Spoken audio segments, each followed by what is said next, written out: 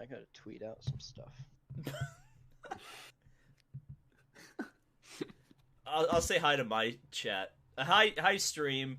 Colton Herta, David Land, and BlackFlagsMatter, Darian Gilliam. Hi. Hey. Yes,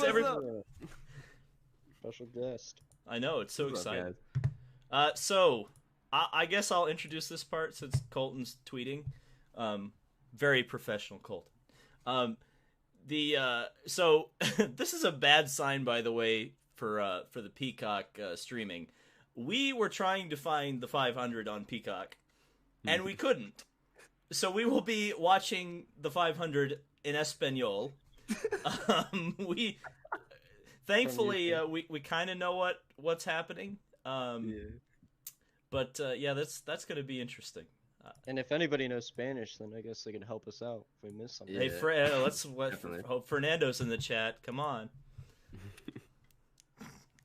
I just think that's the funniest thing too. Didn't IndyCar just sign like a deal with them and all that stuff? You know what I mean? So yeah, it's not a Indy 500 on there. It's not a good sign that people like. If we can't find it, it's a bad sign that the filthy casuals. I thought the problems were on my end or something. I was like, no, I can't find this. I can't find it. I'm the one who's screwing up, But like, no, I just saw like a bunch of just IndyCar clips on there. Couldn't find the full. Yeah, race. so if somebody, from Peacock or NBC is watching this, like, figure out a way to make it easier to find the IndyCar pass, because it's not easy to find right now. All right, are we gonna press play? Yeah. You guys already press play? Yeah. Are we all ready to go? On go. Are you ready? 3, 2, 1, go. 1, boom. Nice. They're doing the pace lap. Yep. This is the pace lap. Or the pace lap. Yeah, come on, Darian, get it right. Mario out in front of the field.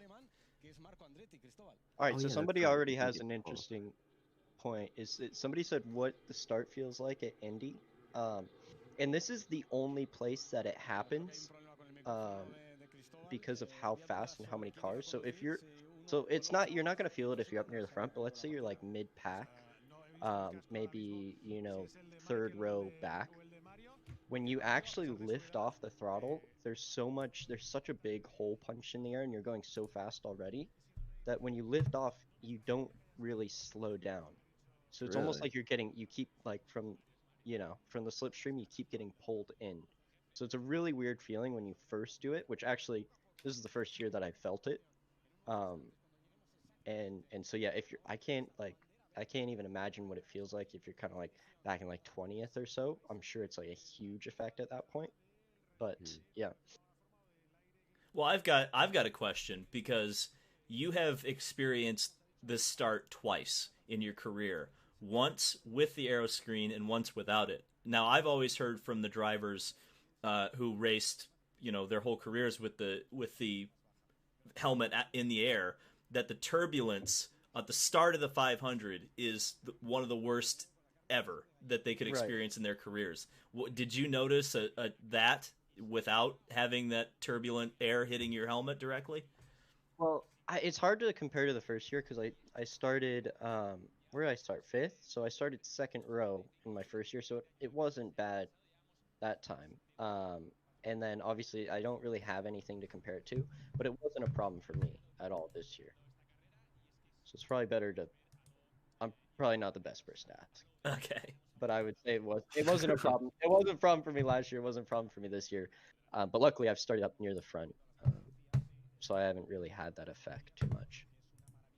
And isn't this the race that Michael and Mario were in the two-seater? That's right. Yeah. Oh Yeah.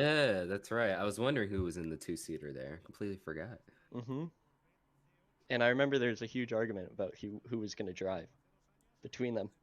Was And there? and Really? I remember that Michael wanted to drive, and Mario was not going to let Michael drive because he wanted to drive. So, uh, there's a little insight into that. That's amazing.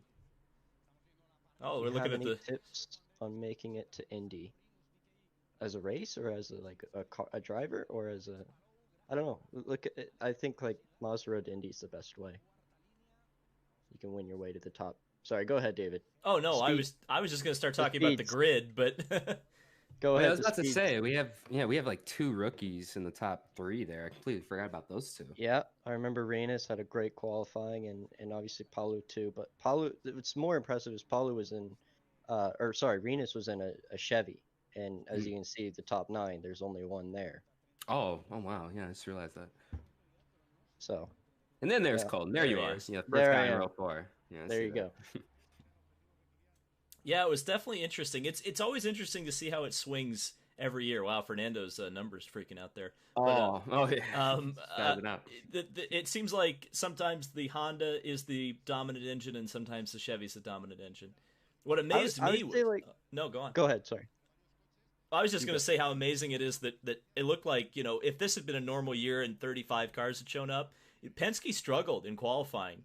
And so that's one thing I'll look at kind of going into next year, or this year, I should say, is can Penske kind of pick their qualifying pace up? Because I think they're going to have to qualify this year, and it's going to be, it's not Oh, it's gonna outside the be realm of interesting. possibility of a big bump. Yeah. Yeah. I You never know. I guess just to add on to that too, I feel like the last maybe I don't know since the old Aero kit that the engine manufacturers produced, I think Chevy's been the more dominant engine at the Speedway, and this is the first year that it kind of split. So Honda kind of turned it around, and I think in the off season, what the engine manufacturers tell us is they try to find about 2 mile an hour. Um, but what was different this year is they with the aero screen they added a lot more boost. So I think Honda did a better job of finding a little bit more power with that than Chevy. Because remember how much boost they added and how much faster that we were going. So thanks for all the follows. There's a ton coming in. Oh yeah, I'm But yeah, hearing that too. That's the Black Flags bump right there. I don't know about all that. Just take the credit. Oh, oh, is that on? Yeah, you that's guys on. lagging? That's Yeah, on. that's Yeah, okay. that's on there. I was So like, this is the last pace lap, I believe. yes. So this is the question. I guess we don't have a whole lot of time to talk about Marco, but I remember hearing that Marco apparently was, and again, don't speak out of school, Colton, but if you can say this, I thought I had heard something about Marco possibly having a motor difficulty. He said his motor that he had in qualifying had a lot more poke than the one he had in carb day and on race day. Was there any truth to that? I don't really.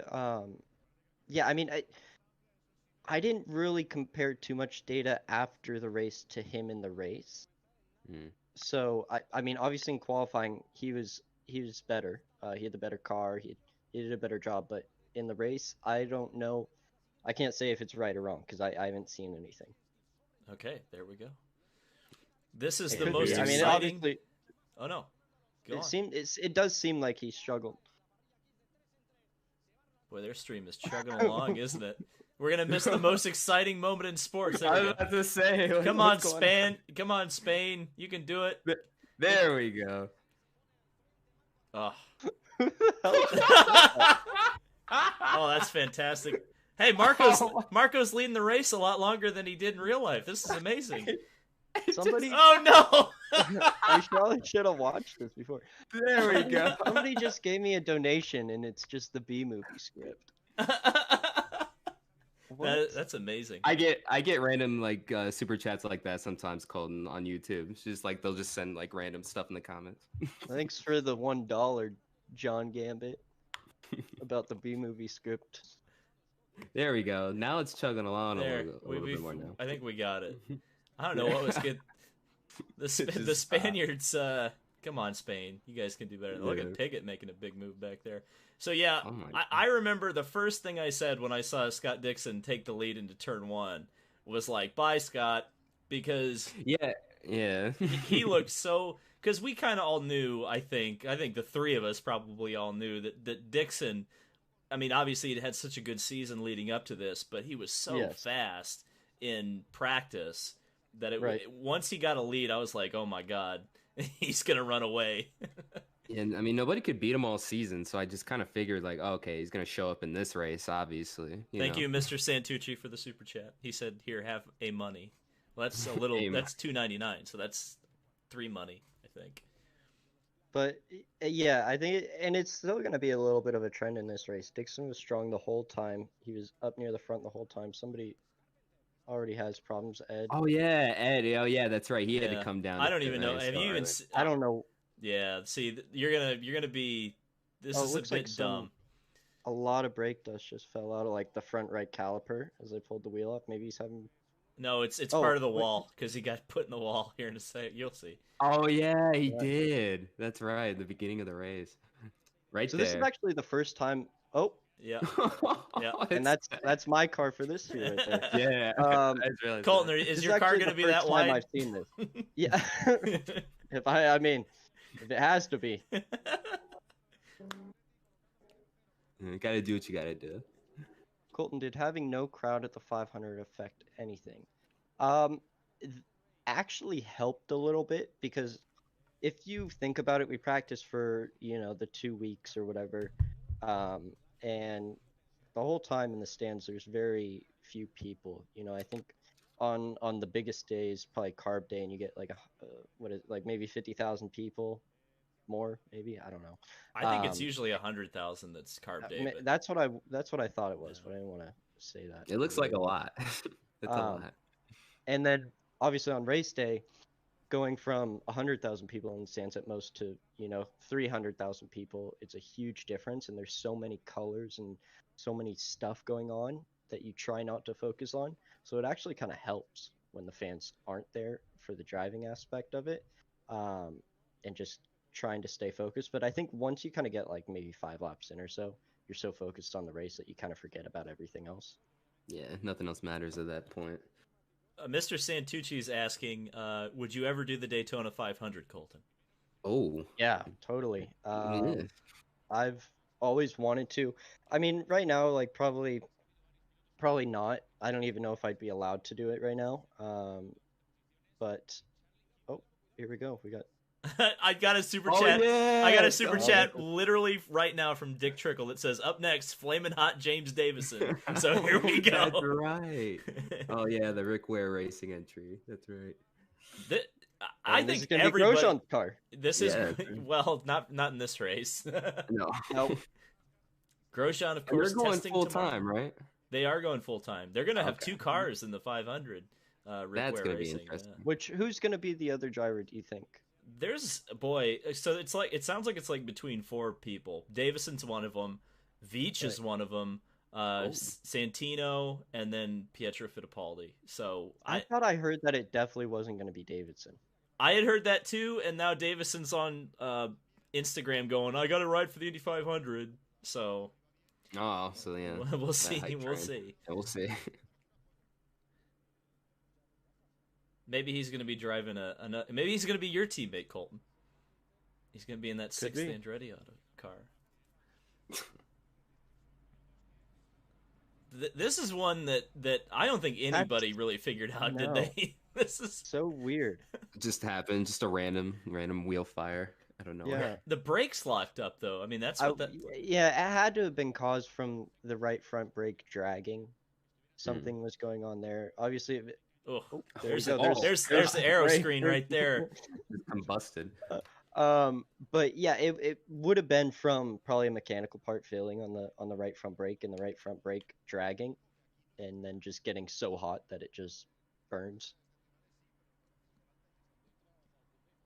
And I have to imagine just like exiting the race like within the first 10 laps, like, you know, after like all the practice. Somebody and has stuff. experience with that. What's that like, Yeah. Colton? Oh, yeah. I was about to ask. That was a perfect segue. What's that like, man? Yeah, it's not great. Obviously, you spend so much time on Indy just as a whole, and then even when you're there, you spend so much time at it. You know, it takes a lot from the body, just those weeks of practice, because obviously track doesn't go green till 9, but obviously, you know, you have to get there at 7 and make sure everything's prepared, go through the data that you have, make sure that you're up to date on what changes you're going to do in the session, and then we're doing meetings, especially in my case, which we've always had so many cars.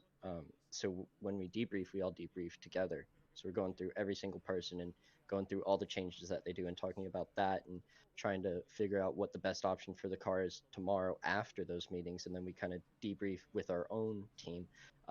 So, you know, you don't leave the track until 8 o'clock, 9 o'clock at night.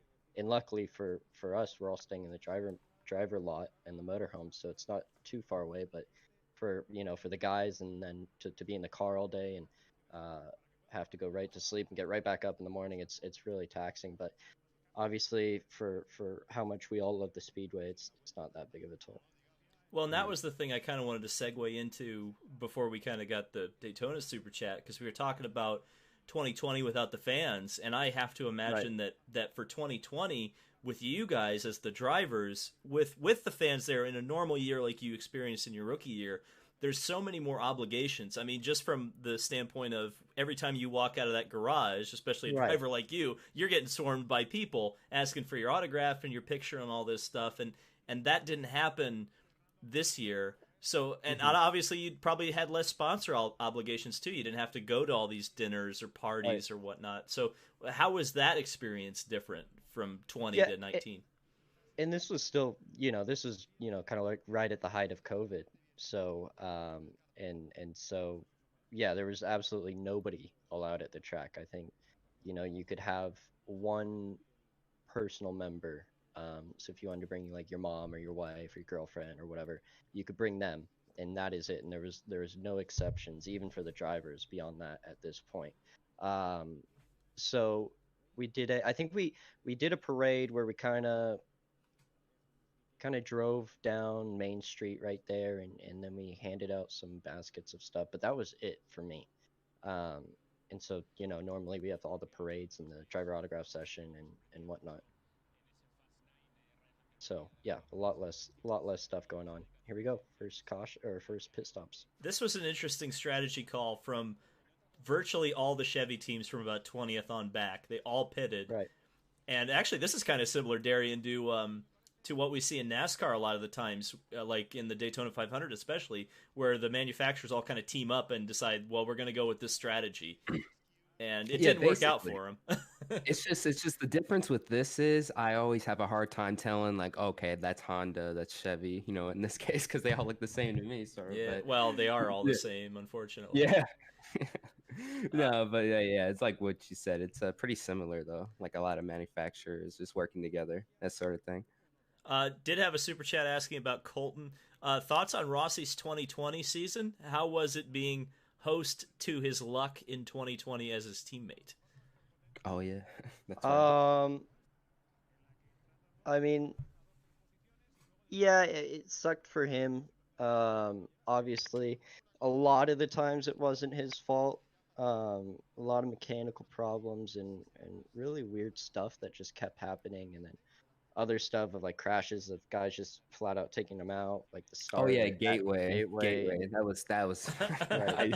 I was like, what's going on, man? But then, like, I feel like he especially got unlucky for his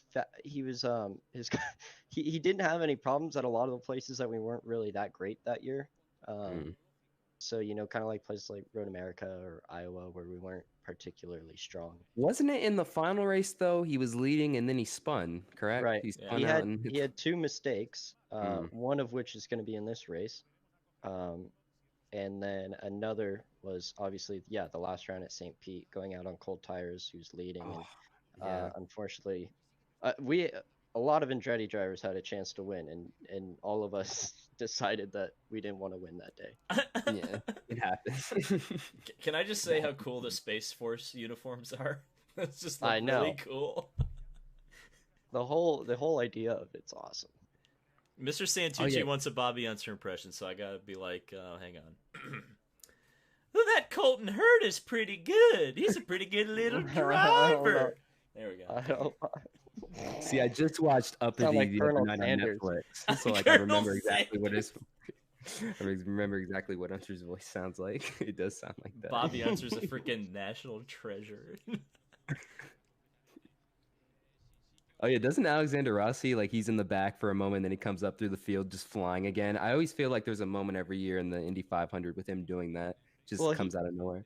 Yeah, he kind of slowly made it up to the front in this race, and then obviously there's an implication that we'll go over later in the race. Right? Yeah, I can't wait for that. I think we'll all have the same idea on it, but in the end, you know, it cost him the chance to kind of get that win, and then in the end, I think maybe driving a little frustrated and trying to charge back up through the field with not a lot of time, and then that's when his incident happened. Boy, they are super chatting like crazy on my channel. They're asking for another. They're asking another question to Herta, and this is an interesting one.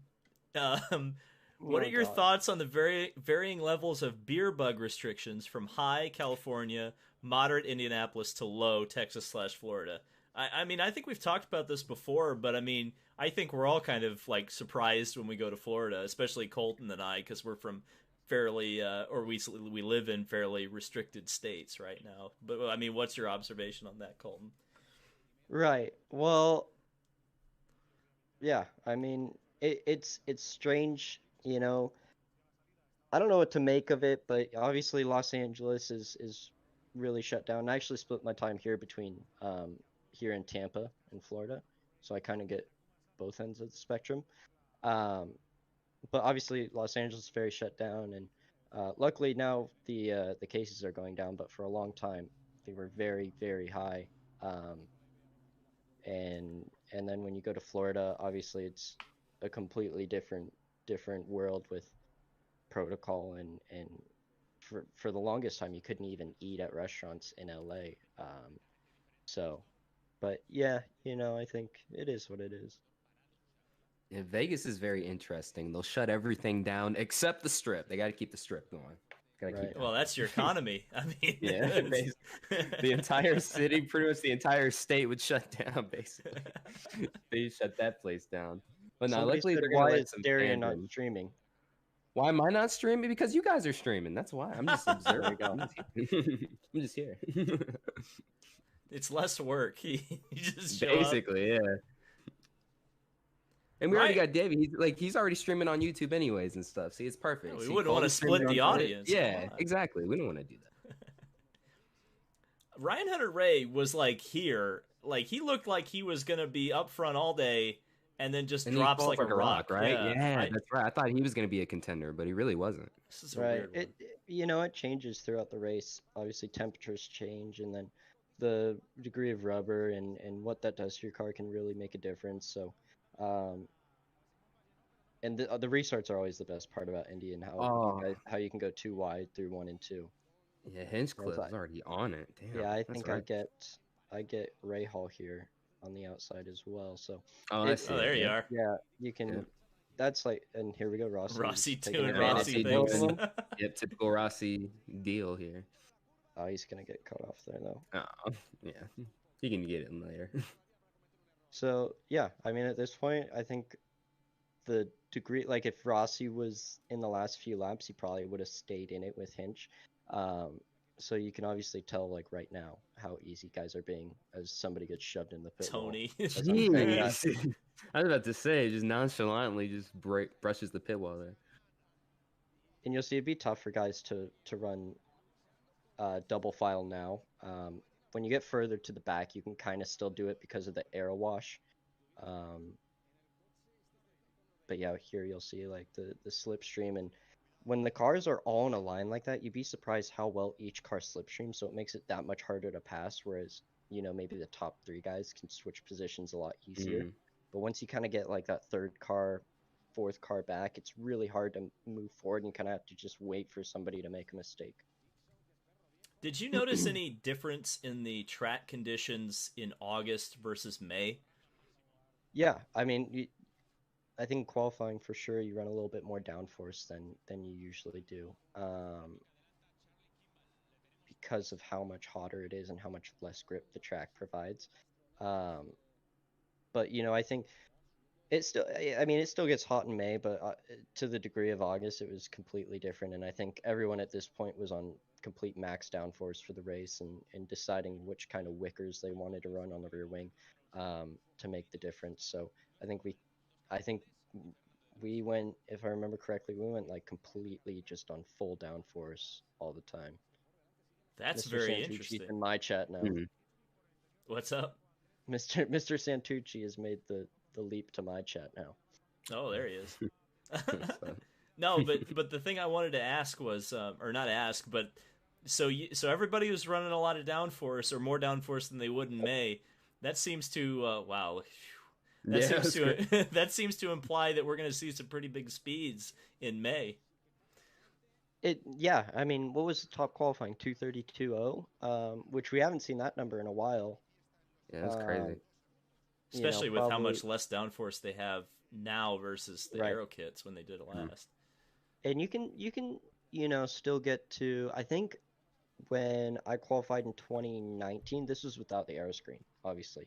So a little bit less weight and a little bit more performance from the car. But we took all the downforce out that we could have. So we were very trimmed at that point.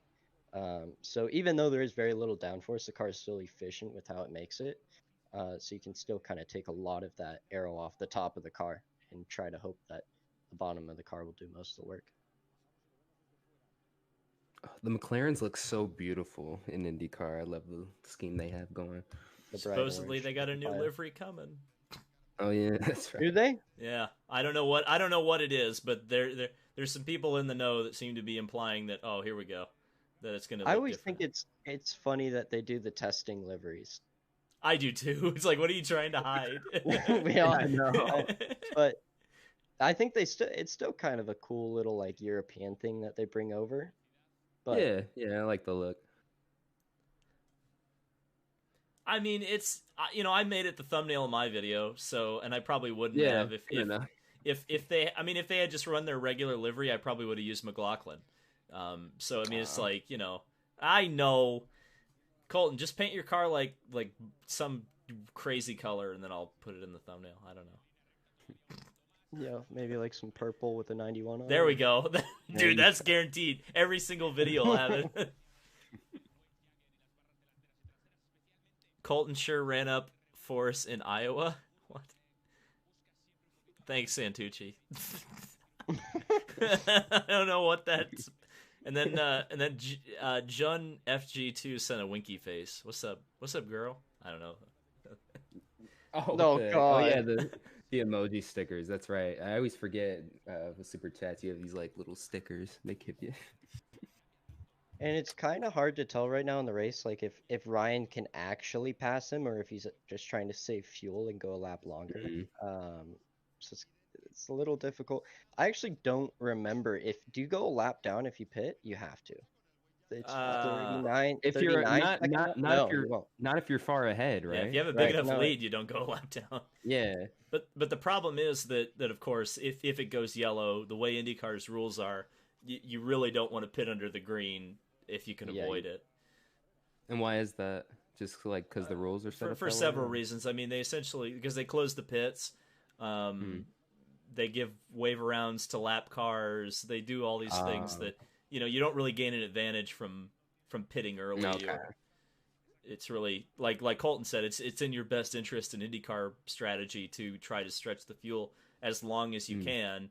And that kind of hurts On the racing a ovals. little bit. On ovals, yeah, right. Gotcha. It hurts the racing a little bit too, in my opinion. I think if we saw everybody going flat out for 500 miles, I think it'd be a better race. But that's my opinion. And obviously it kind of works for people that don't understand that. It kind of works the opposite effect for the road courses. If you pit early and come out and a yellow comes out, the guy is obviously going to have to pit under yellow and you're going to pass him as he pits following the safety car. Whereas on the ovals, if you stay out, like if Dixon were to pit right here, Ryan would actually go around and lap him before he came out. So if a yellow came out, Dixon would be a lap down. And so everybody would get to pit, and then Dixon would get his lap back, and then still go to the back of the field. So it works in the opposite effect.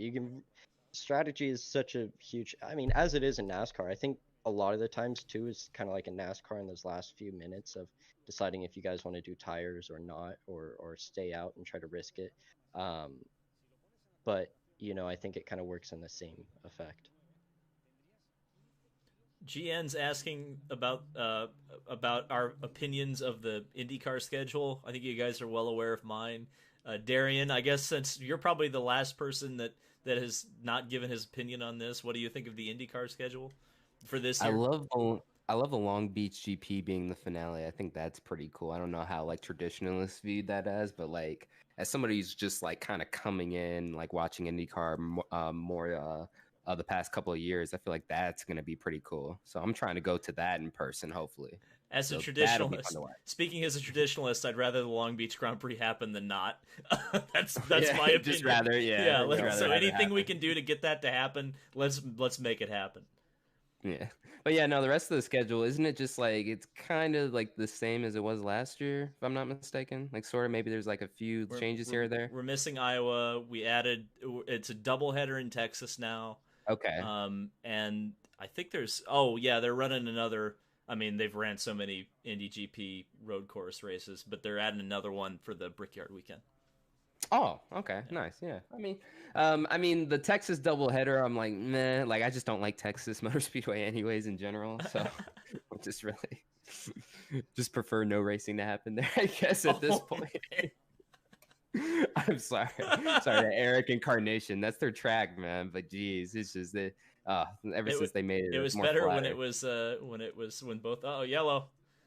We're gonna get saved from this Texas Motor Speedway conversation. Oh, By yeah. who? Just By right Marcus away. Ericsson? Is this Marcus Ericsson? Oh yeah. Oh god. I Yeah, think that's this right. was right in front of me too. At this point, there was two guys that I think Palu was one of them, and Ericsson was I the don't know. other that This is stunted right in front of me. this is such a. I don't know what was going on this year, but cars were catching on fire with more regularity than I'd seen in a while.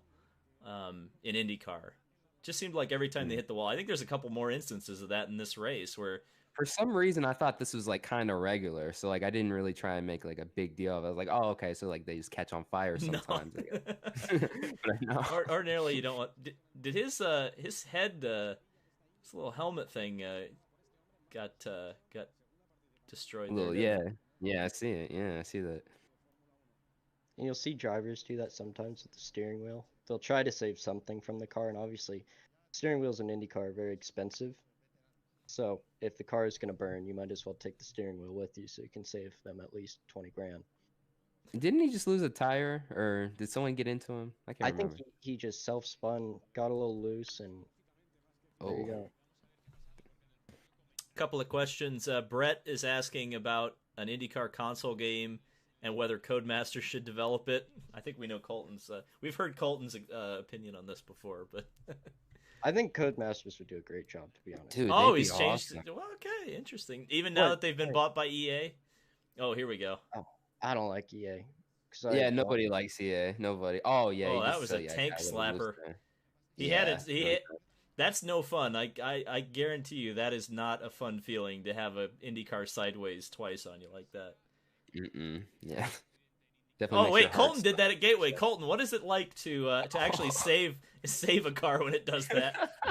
Yeah, I mean, I've also not done it at Pocono. It's not saved it, so Hmm. it's kind of like.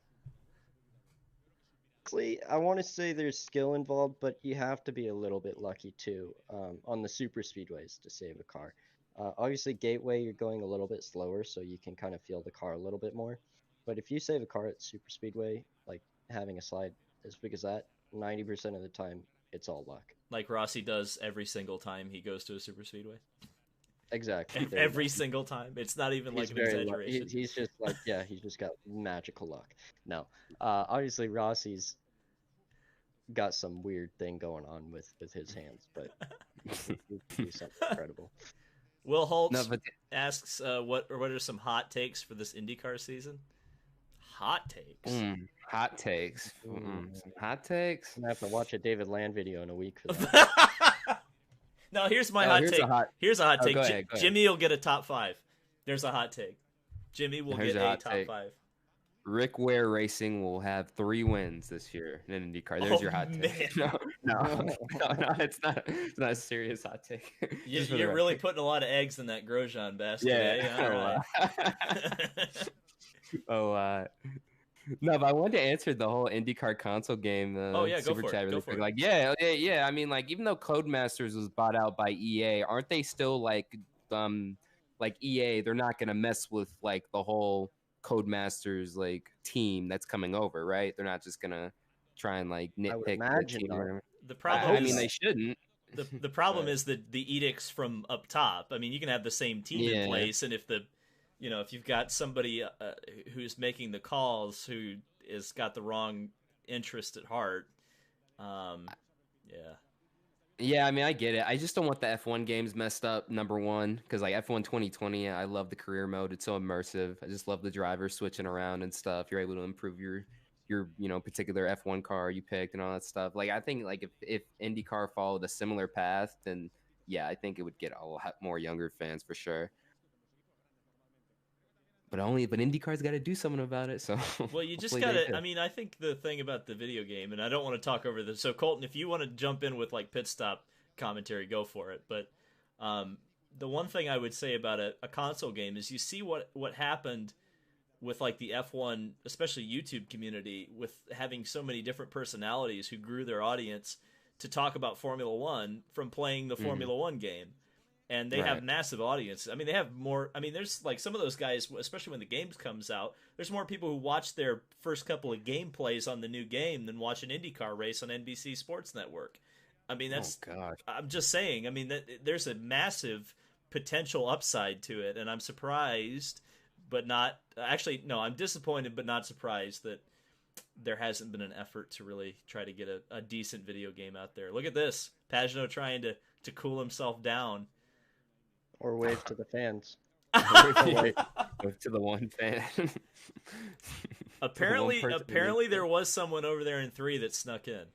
I don't I know. heard somebody made like a treehouse too. Oh, there were What? dude. There were so yeah, many. like on the outside of like turn 3 or 4 or something. There's like a treehouse. Are you serious? Yeah. Yeah. Oh my god. That's crazy. Kane Somebody Ninja with the said, well, Rick- $5. Thank you. Somebody said, "Will Rick Ware Racing win 3 races, or will they show up for 3 races?" Oh, Oh, that's the real question. Yeah, that's the real question. I don't really know that much about Rick Ware racing. Is that like a dig? Oh, his it's sons know about definitely- us though. His sons know about me and David Oh, here. But Cody blocked me on Twitter. That was a while ago too. I had a very interesting exchange with the youngest son though, like 2 years ago. I won't go into full details, but it's just very interesting exchange in the DMs. Ooh, He wasn't really happy. He wasn't really happy I talked about his team.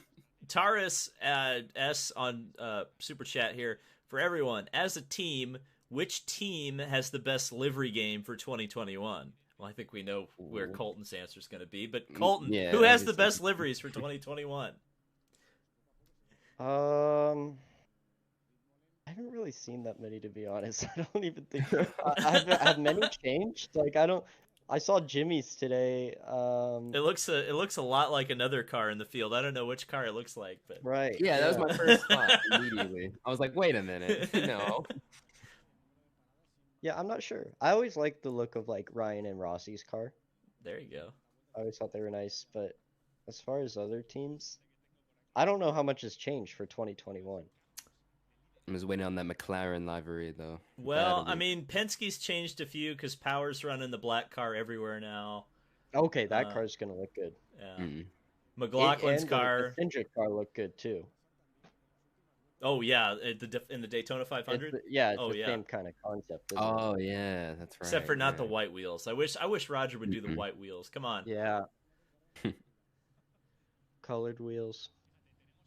You guys ought to do like neon yellow wheels for the 500 this year. Just do something. Yeah, just go all out. Yeah.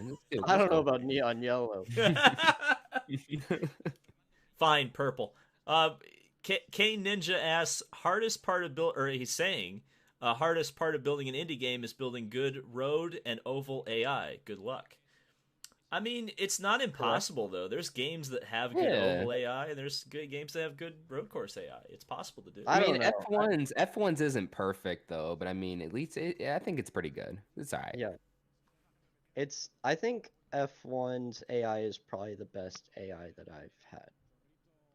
Right, like to race against, right? Like it's definitely better than iRacing's. Those guys will turn in on you no matter what. And I haven't really played too much like NASCAR Heat, but oh man, it's don't not. even look, man, like 704 games, like sure, like they improve the game every year and stuff, but it's still not up to like the standards that we have. There's your treehouse. There it is. Oh my gosh, are you serious, dude? This is what like people don't understand. The Indy 500, when you start going and you're a fan, it's like it gets into your blood and you have to be there. So the fact that, dude, I'm telling you, you're like there is, and I'm sure our friend Kyle would start talking if he was in here right now about how there are. Oh, there we go. We're getting the story of Joe Malia there. Joe. Look at that, Joe. Good job. That's cool though. But I mean, there were thousands of people outside of the track, couldn't see a damn thing, but were trying to stand up on the like the bridge on 16th Street and just trying to see over the roof, like right there where you see that opening in the stands between 1 and 2. People were standing on top of this damn bridge that goes, it's like a 10 or 15 foot drop into a creek. And people are standing on top of that trying to watch the race. It's nuts. See, I gotta go to it eventually when I get the chance. I wanted to go last year, but well, this year, let's just say everything goes well and they get the 50% they're aiming for. It won't be I don't want to say it won't be a bad fan experience, but it will be. The crowd to get out won't be too bad. Yeah, no, of course not. And I want to give a shout out while we get sure. an opportunity. Oliver Askew, only rookie driver to lead the 500 this year. So there we go. That's right. He doesn't lead it for very much longer, so I need to get that. That's right. Need to get that out. I can't remember which McLaren like kind of. Wait, does he even get? No, he doesn't even get to lead it. No, well, he led it under yellow. It still counts. There you go. Virgil says Mario Kart AI is the best road course AI. I don't know about that. Oh, this is the Ben Hanley restart. Oh, hell yeah. I love this. Look at this. Oh, this is beautiful. I'm trying to find Colton. There he is. He's on the outside of Pelot there. Oh. Rossi doing Rossi things. Oh, Lord have mercy. Look at Oh that. gosh, it's That's, time We've seen the pack. camera Everyone- already. Yeah. 2/3 of the field is in 500 yards of track. Someone was right in there. the grass for a brief moment there. It can definitely get hectic on these restarts. Yeah, I could tell. Yeah, I Oh, mean, just like Marco. getting up to speed and stuff, and then like everyone's just like moving around all of a sudden. It's crazy. Marco got the big shot from Hanley, so no, he's probably gonna Oh get my past. god. Oh, Kimball ran in the top 5. I forgot about that too. I didn't know Kimball was in It's the top because they 1 pitted point. off strategy. It's all the Chevy Yeah, guys up remember they front. put it in the first 20 laps. Dick Trickle says October IMS races were pretty good for fans, IMO. So there you go. So probably going to have a pretty decent fan experience, fingers crossed, this year. Hopefully. Look how far ahead everybody who isn't behind Hanley. And nothing against Hanley. I mean, they had a handful because they had a late program come together. I think they had some help from IMS just to get there and fill the field out. And obviously, What about Alonso's program? Was he like, he was pretty slow, like all of the whole practices and stuff, wasn't He he? was slower than his teammates. Mm. yeah. It's like, oh god, Obviously, like- Santini. God, Pato- that's Pato finishes 4th, I think, in this race. Yep. Or maybe 5th. Yep. Yep. So obviously the cars had pace, but in the race, but just not in qualifying. I think Alonso had. I'm not defending him because, frankly, if Alonso wants to win the 500, he's got to do more than just one race in the season. But I think he did have some sort of a gearbox problem or something. He may not have had a 6th gear or something. I'm sure the chat will tell us, but I think I remember something about him having some kind of mechanical difficulty during this race. You ever think we'll see like someone like a Lewis Hamilton in this race someday, or nah? Like, would this be like? I don't think so. I'd bet against it because Lewis has never really showed interest in IndyCar. I Mhm. think there's more of a chance of him going to NASCAR. He showed interest in the 500. Okay. So I think he said he would definitely do the Daytona 500. I don't think he has any interest in coming to the Indy 500. I could see Verstappen doing the 500 someday. Yeah, I was watching an I could old. see Magnussen too. Oh yeah, 100%. He would have done it this year if he'd had a ride. Right. Yeah, I was watching like a pretty old Schumacher interview from like 60 Minutes or something like that, and he had some very interesting comments about the Indy 500. I was like, "Whoa, this is out of nowhere." Well, I mean, he I think said a lot of the guys feel similar that like it's too dangerous, but they talk from no experience. They haven't been over here and they don't understand how safe the cars actually are. Yeah. And that was also when Schumacher was knocking down $200 million a year. Like, he didn't have to run the 500. Yeah.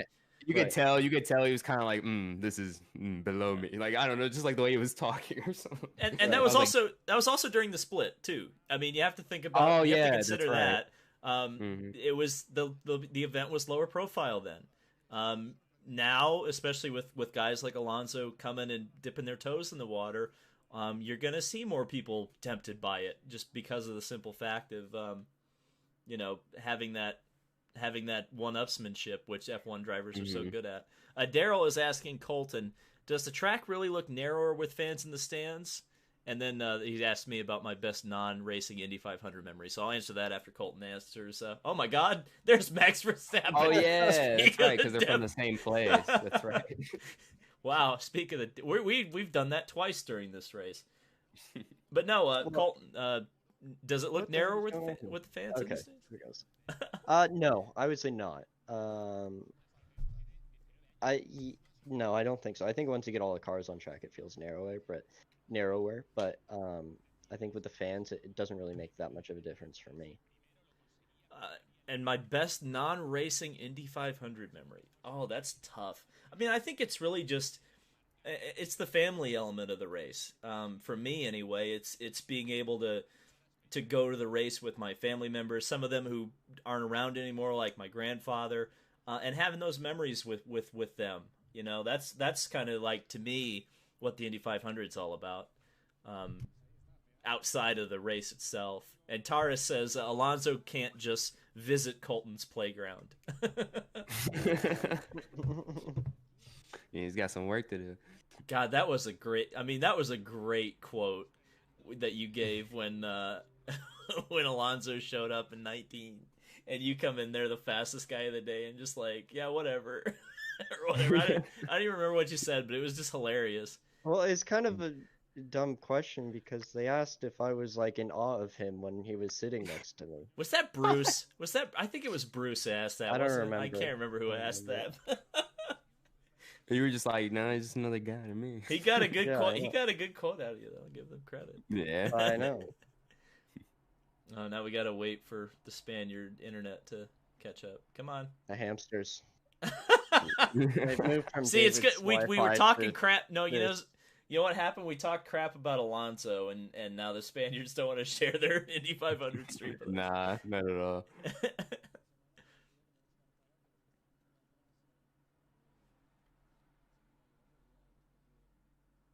Askew's staying right there with Pagano, though. Yeah, it's not bad. He's not doing bad too. Another rookie, VK. Is that how you say his name? Just want to make sure. Yep. VK, Yeah, right? you got Okay. it. Yeah, he's pretty good. You know, a lot And of. obviously, Oh. go ahead. I was just gonna say we did a stream before the 500 with a few pro drivers, and I need to dunk on them because it's fun to do that. I don't get a lot of opportunities. What Jacob Abel, and Braden Ease were like, "Oh, VK's gonna win. VK's gonna win," and I'm like, "I don't trust rookies in the 500." I'm like, "I don't trust him." And later in this race, VK has a mistake in pit road, and it kind of ruins his race. So I get to dunk on them. My knowledge. Who was the last rookie to win at Indy? Wasn't it Rossi. Villeneuve? Yeah. Oh, Rossi. Rossi. Oh yeah, Rossi. yeah, that's Come right. Rossi, on. yeah, he was a rookie. That's right. Damn, that's right. What Bro- about Long before time. him? Before him, it was Elio. Wasn't Montoya 2000? considered like a rookie technically because he Yes. was like, yeah, okay, You're yeah. considered a rookie at Indianapolis if you haven't raced in the 500. Okay, all right. So When even did- what's up? When did Elio win? 2001, 2001. Yeah. In Juan Pablo in 99? 2000. 2000? Yeah, Kenny Breck was in Yeah. 99. But that was when Cart would just like whip on the Indy Racing League teams, Yeah, right? And yeah, those yeah. are the They'd 500, show up okay. for one race and they would have way higher Yeah. budgets, and they. I mean, the thing about destroyed 'em. especially Montoya's win, like Buddy Lazier, and I'm not saying this as a fanboy, promise. Buddy Lazier Mhm. was faster that day, but Montoya's team was better in the pits, so Oh, yeah. they had a better fuel probe, so their pit stops would be 2 seconds faster than Himmelgarn's. Ganassi's were, just because they had so much more money because they had target funding, and so Montoya, like the last pit stop, like Lazier finally got to the back of Montoya, and there's a yellow flag, and Lazier's crew loses him like 3 or 4 spots in the pits, and by the time Buddy gets back to second place, Montoya's just gone, and that's the end of the race. So it's, that was kind of the difference back then between the kart and IRL teams. Even when the kart teams would show up at the 500, they were just, And they I were think just Montoya that was much only like running, like wasn't Montoya only like running like some races in the States until he was like trying to get like a deal done with like Williams and F1 or something like that? I could be wrong about that. No, but it no, was, no. Like, What happened buying was time, I guess. they did like a trade with Zanardi and Montoya, Oh, that's like- right. Zanardi did race in Yep. F1. because That's right. Zanardi went to Williams and Montoya was their test driver. So to make Chip whole, Frank loaned Juan to Chip, and so Oh. that's how that happened. Oh, okay. That's a good deal. I mean, everybody won in the end, I guess. Yeah, I would say so.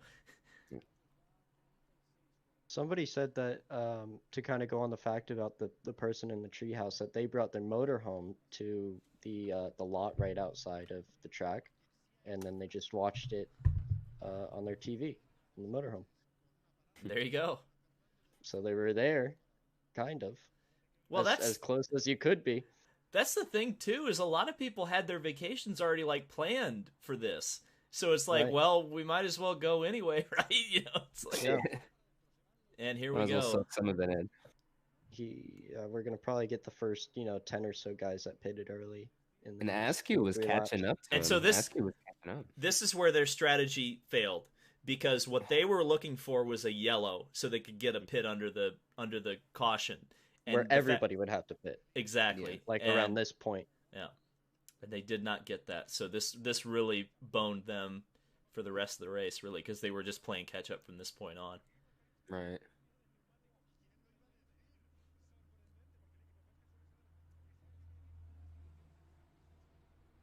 And look at the McLaren team beating the Penske guys out. I had forgotten about that, but yeah, they, and you know what? They did make a lot of mistakes. I mean, we saw at Iowa that cost them the race with Pato. And I think it happens to them again at Gateway, but the McLaren team, when they get it right, they're just as fast, if not faster, than Penske is in the pits. The last 2 years, they've been in the top 5 in overall pit stops, so they've always been fast. I think the 5 crew is the crew that's been the past 2 years. They've always had really good stops, but I think the one team that's probably better is Newgarden's crew and Dixon's crew, I believe. So but it's all within range, right? We're all very close, and my guys did a great job this year too, and we ended up 3rd throughout the year. So it's all relative. It goes back and forth. Very easy to make a mistake. Like a 3rd in what though? Like what, time pit stops? Just overall throughout the whole year. Nice, time. Nice. Yeah. When the car stops and when the car goes. That's one thing I wish they did a better job of, like how is that stat not just like out there, or how do they not have like Snap-on or somebody give the pit crew that has the big, like, have some pit crew award at the end of the season, Yeah, I figured something they do, like that. but There's more recognition, It's not recognized. Obviously, they get paid. I think it's like $100,000 at the end of the year or something. Really, like that, and they don't promote that? That's crazy. Yeah, I think my guys got like 25 for 3rd. So yeah, they obviously take care of the crew guys as well. Okay. It would be cool if they gave your guys some recognition. Like, I know the money's got to spend. It all spends the same. Right. But I think you look at NASCAR and like there are crew members that people like know by name in NASCAR, and almost nobody. I mean, the last IndyCar guy I like knew the name of was Rick Reineman, who doesn't do anything anymore. So it's like I just don't. It's weird how just some of the characters in the paddock are just nameless and faceless as far as TV is concerned. It's weird with IndyCar for me. Like, I don't recognize like names, but like I'll immediately like recognize like the faces of like certain guys on Penske, Ganassi, and stuff. I'm like, oh, okay, I've seen him like pit in the Indy 500 for them for years and stuff. But like, I don't know their names though. That's the thing. Right. NBC, fix Peacock and tell us more stories about the pit crew members. The pit crews, yeah, shine the spot on. Doesn't NASCAR America does something like that, right? Like it shines like a spotlight on like the crew members. Or I feel just like NASCAR does a lot more with the crew chief as well. Yes. Oh yeah. 100%. A lot more with the engineers, and they're obviously not as big as the drivers, but they're like important. People know their names and recognize them. They know all the spotters. And the other thing is too, like, you don't even know the flagman's name anymore. I'm sure you do, Colton, but it's like like the NBC doesn't do that. And like back in the day, like you knew it was like, oh, Pat Vidan waves the green flag. It's like who the officials are even. Like you don't even know. It's like Fergie though. What's up? Now it's like Fergie or whoever they bring to the track to wave it. His name is Fergie.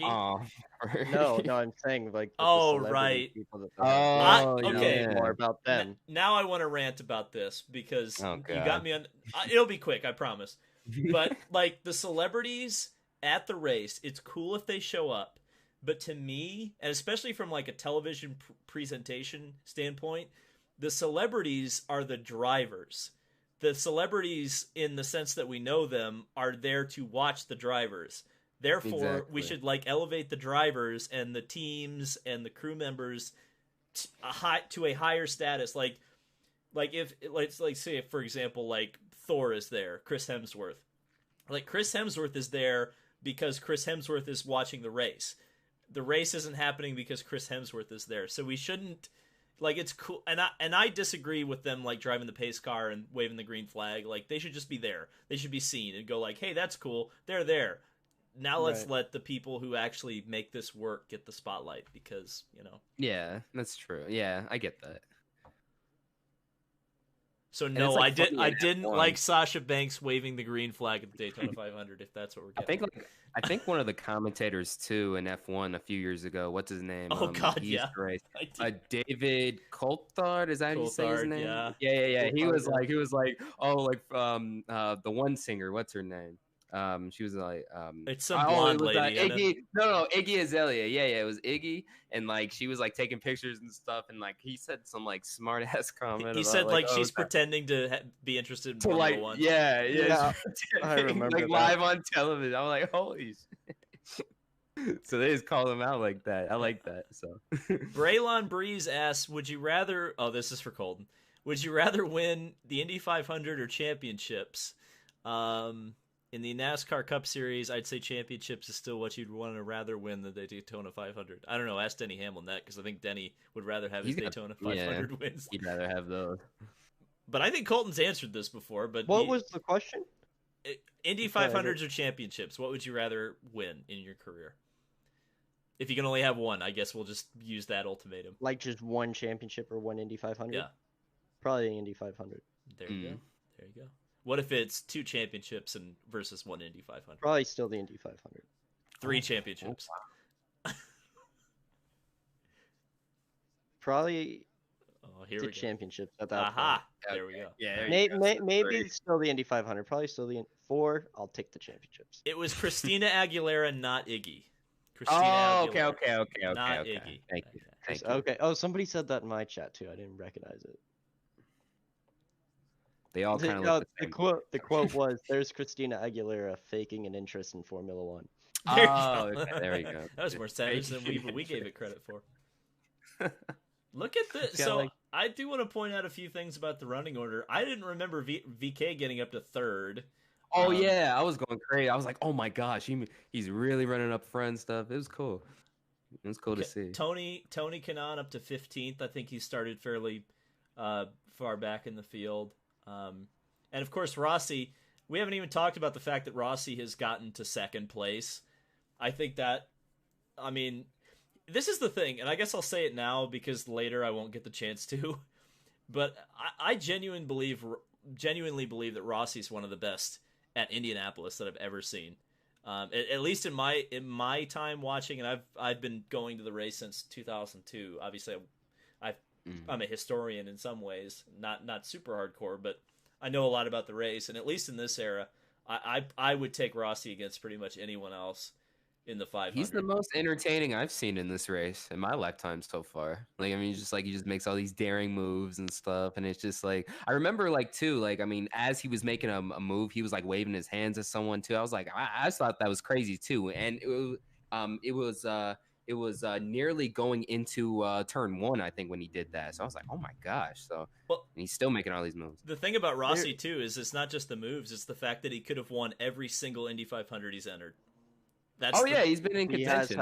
He's had opportunities. He's able to just drive the car really loose. So when he gets into the traffic, then it balances out to where he can run a little bit closer than most people can. But yeah, I mean, it seems like it hasn't changed with the old Aero kit or this Aero kit and whatever future updates there are. He's just able to drive around the problems that there are here. By the way, I did get a text message. The starter for IndyCar is named Aaron Likens. He's the current starter. There you go. So shout out to Aaron Likens. You'll at least get recognition on David Land's channel. You're damn right. We're go. We're gonna provide the coverage that the TV guys want. Sato. Doing Sato things. Got him. Oh, yeah, Sato. I'll tell you what, I wish I would have bet a lot of money on Sato, because after the Fast 9, where it was not ideal conditions, when he put that car on the front row, I said to myself, whoa, hang on a second. He ran a really consistent 4 laps. The car's on the front, and because he qualified, in pre-qualifying like 9th or whatever, and then he jumped to 3rd with just a consistent run. I'm like, if he's that consistent in qualifying, I just kind of felt like he's probably got a really strong car for the race. And of course, he finished 3rd in 19. He won the race in 17. Got taken out through none of his own accord in 18. I think Sato is another one of those guys that I think we're gonna have to look at like every single year from now on and go, that guy can win the 500. And he's not slowing down at all either. Oh I God, remember no. 2012. I remember 2012 too. He wrecked on the final lap, going for the win too. Yep, with Dario. Yeah, Oh wow. That was loose. Connor's pretty wide there. yeah, it was really loose. GP Laps, David, any news on what they're going to do at the museum with Donald Davidson retiring? I don't know about that. I don't know who the next historian's going to be. And honestly, I don't know I've who not the heard candidate. anything either. Yeah. Wait, are you guys talking about the Indy Museum? Yeah, the Is Indy that Museum. So obviously Darian doesn't know. So there's or there, at least there was a historian named Donald Davidson who's been there for years and years. Knows, I mean, literally a photographic memory. You could literally ask him who started 14th in 1972, and he'll tell you right Oh, away. he's one of those. That's Yeah. cool. Oh, But and he's retiring. He's retired, yeah. I think he's still going to be involved. I don't think they'll keep him away. I think he just doesn't want to do like the day-to-day. But I think that is a position that's very important. So I hope someone fills it. Oh yeah, He was especially the if you know stuff perfect like guy that. too. It's Yeah, going to be hard to find somebody to take his place. They're going to have to David can be do very that. committed. There you David go. Lane Dave. can do that. No, Yeah. I don't know. David, who started 13th in the 1952 Indy Yeah, 500? who started it? 13th? I don't know. I could probably tell you that because I had to do this research because 52 was the year that Ferrari showed up. I think Ascari started like 20th in the Ferrari, but that's the only thing I know because I literally had to do that research recently. Oh yeah, refresh my memory. So Ferrari, they showed interest in coming here, but then that fizzled out with COVID, correct? It wasn't COVID. You know what? You know what it is. You know what it is. Ultimately, and I will say this. So I know what you're gonna say. This is me saying it, not Colton, not Darian. But IndyCar's formula is just too old. It's out of date. It's something that would have been really attractive in 2012, but quite frankly, a V6 Honda, or sorry, not a V6 Honda, a V6 hybrid, like you're gonna need to do more to get manufacturers involved. Is that too much to ask for teams to come in to kind of adapt to? Well, like early on. The thing is that IndyCar's trying to balance, and I want to be fair to IndyCar. I think they're doing a good job. Oh boy, Rossi. See what I mean? A little bit late to pit there. Yeah. Entertainment. Must have had a late call. But IndyCar does have to balance because we are in a position right now where we haven't been for a while, where you could have 38 cars enter the Indy 500. So you don't want to screw that up. Oh, here's VK. Speaking of screwing up. I saw that. I saw it out of the corner of my eye. It's like, there it is. And so that's the end of VK's amazing rookie run, unfortunately. It's all downhill from here, unfortunately.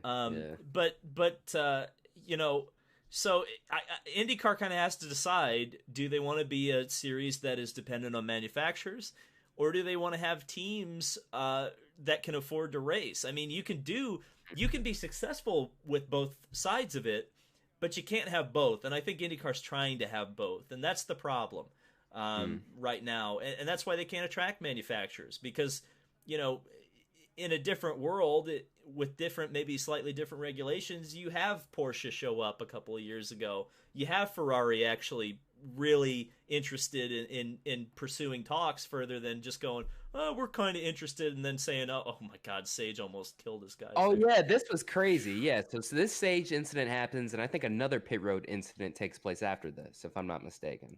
Something crazy happened. Indy is always like the hub for pit lane problems and guys getting hit, and I think they build this car, like, obviously it's all aero dependent and it's all ready to go fast.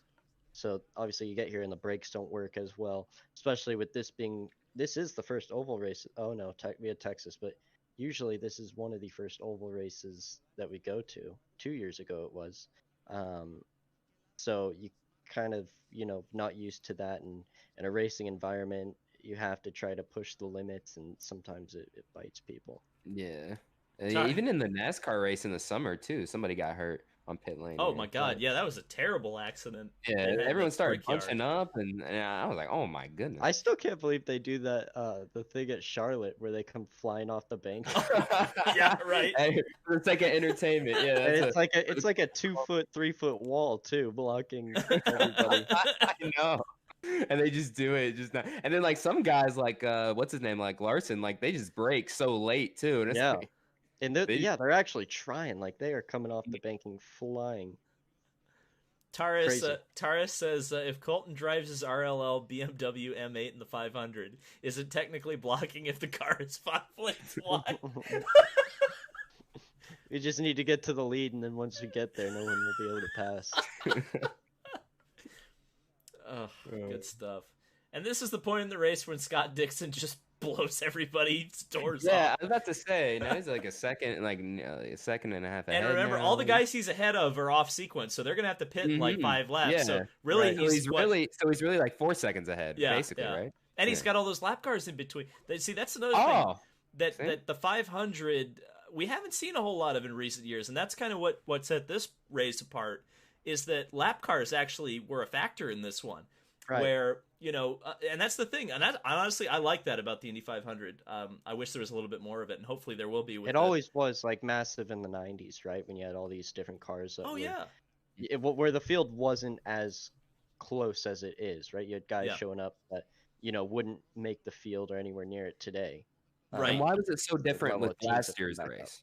Why was it so different with last year's race? Well, this is for what we're seeing right now is like these guys aren't actually a lap down. They're just these are the guys that still remember pitted on lap 20 instead of 35 with everybody else. So now they're just kind of in the way, and they're gonna probably pit in the next 15 laps or so. But for right now, Rossi's gonna be stuck right behind him, and Dixon's gonna say goodbye to everybody else. Well, I mean, he's lapped. I mean, there are a few guys in there. There's Hanley and for sure at the back. Yeah.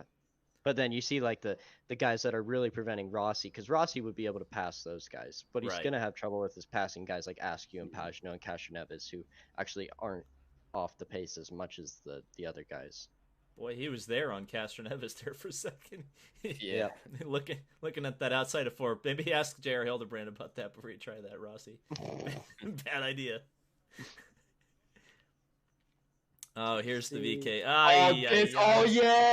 Oh yeah, that's right. He hit the. Oh my gosh, I knew something was gonna happen. That's right. Oh my goodness, and he was doing so good on the way out too. Oh, he was in the top 3. He was doing amazing. A big factor in that too, Colton. And correct me if I'm wrong, but I mean, you have to make up time in the pits because it's so hard to pass. Right. Like you can't dawdle, because if you lose track position, you're not going to make it back up on track. It's incredibly hard to break with a speedway car because all the weight is offset. So it's made to turn left. So as soon as you turn right coming into the pits, it's so easy for that left hand wheel to just lock up and just go super light. So then it's so easy to just kind of hit the pit wall where all the crew guys are standing and take a few of them out. So you really have to be careful of that. But even just braking in a straight line, getting to pit lane speed limit, you try to brake as late as possible. And you see guys like Bourdais in the past. Saavedra has done it too. Like there's been a few guys that have just spun the car around trying to get into the pits while braking. Well, Marcus Ericsson did that in 19. Was the last yellow was really the yellow that saved Rossi's bacon, because they had a fueling issue in 19. I think I was so mad I was already on a flight home at that point. You didn't even stick around? Yeah, didn't even. You had to go home. Like, I'm out of here. Oz Kid Boy says, loving the stream. I'm a hobbyist historian of the 500. Been watching it since 95. Marshaled on the road course in 17 for SVRA. Just one of the few that knows IndyCar's officials, past and present. Thank you, Oz. Oh, that's cool. There you go. I was just about to say, this Dixon gap it's insane. Like, you already said, the other 2 cars are on a different sequence. And then, so basically, he's really racing Sato, I believe. Right, yeah. So, and Sato actually got by Rossi. Oh, my goodness, yeah. So it's really between Sato, Rossi, Power's not in it. Kimball, is Andretti still in it at this point? Yeah, Marco's running 4th in the sequence there. Okay. Yeah. And then Hunter Ray and Hinchcliff, me. And Award. So I was about to say, there you are, 14th. I was about to say, where's Herta on the leaderboard, man? It's kind of crude. It was such a frustrating year for me because I just never had the pace in the car. Unfortunately with COVID, my car was the only car that didn't get to go to the wind tunnel. Oh, really? Oh, that's that's a big difference. They did as much as they could, but unfortunately, COVID happened and they weren't able to open the wind tunnel back up. So Yeah, for like just flat out pace. We just didn't have it this year, and it's sometimes like that. Like Hunter Ray last year, if you remember, qualified 17th, and he was nowhere Mhm. the whole time. Like sometimes it's such a weird place. It kind of almost makes me believe in the fact that the track, like people say, the track chooses the winner, and it's really weird in that fact that guys that have the same exact setup have gone to the wind tunnel. Everything, all the aerodynamic numbers say they're exactly the same, but the car's, a mile an hour off compared to another Mm. car. So it's such a weird place sometimes, and it just like leaves you scratching your head at some points. Well, I would assume, this one was better, than, obviously the last one. He got a whole lot more laps in this time around, Yeah, right? his car didn't break on lap 3 this Yeah, year. yeah. That's what I'm saying. So even though it's like a mid-pack performance, I mean, like, still good just to be in the race. You know what I'm saying? Somebody's asking for my thoughts about the Freedom 100 not being on the schedule for next. I can understand why they did it. I don't agree Yeah, with the why'd they do decision. that? Why'd they do that? Because that race is They, always entertaining to me. I they love don't that. they don't want bad press before the Indy 500. Oh, So wait, bad press. Someone got hurt or which is Okay. especially which is a because it's bit 16, 17-year-old kids. Yeah. that's weird. It doesn't. Right. Yeah, I mean, I get it. I don't agree with it, but Yeah. I understand why they did it. Yeah, yeah. Because doesn't that It is help like frustrating. make It is stars in the lower series? Doesn't that race in particular like help Well, build that future race Indy doesn't, stars and all that stuff? not really, because it's flat Hmm. out. Okay. It's like racing at like Talladega in like a truck car, like in a truck. Like it's like super easy flat, and there's not Yeah, a but I'm just problem. talking from like the press perspective. It's like, oh yeah, there's some Right. like No. younger Yeah. guys to help build That's up the and all that only. stuff. That's the only Ask time Indy Lights gets press all year. 100,000. Just Yeah. throwing that out 100,000 there. viewers. That's what I thought. And Because a like lot the of only people time I hear actually about Indy Lights is for that race. a Yeah. lot of people actually show up for Carb Day for I would say there's legitimately probably like 10, 15,000 people that just show up for the Indy Lights race. Right. I mean, Wow. all the other That's people know it's going on, and there's probably 100,000 people on that day, like we said. But that's I crazy. think there's people that solely show up to watch that race, and for a That's lot of cool. people, it's like a huge bonus for them. Yeah, but why would they get rid of Oftentimes it's better than the 500. So like entertainment wise, I like it. Yeah. Everyone loves it. I mean, it's a big Roger Penske doesn't. He's like, nah. He's we'll like, get rid of nah. Hey, I'm in charge of this. Hopefully it returns someday. Hopefully someday we can see it. I don't in think some it sort of will. form. I mean, that's No. the problem is That's that it. I mean that once you make a decision like this, it's really. I mean, it's the same thing with the Brickyard being on the oval. Like, can you really come back from that? Can you really just say, "Oh yeah, we're just going to go back to the way things used to be"?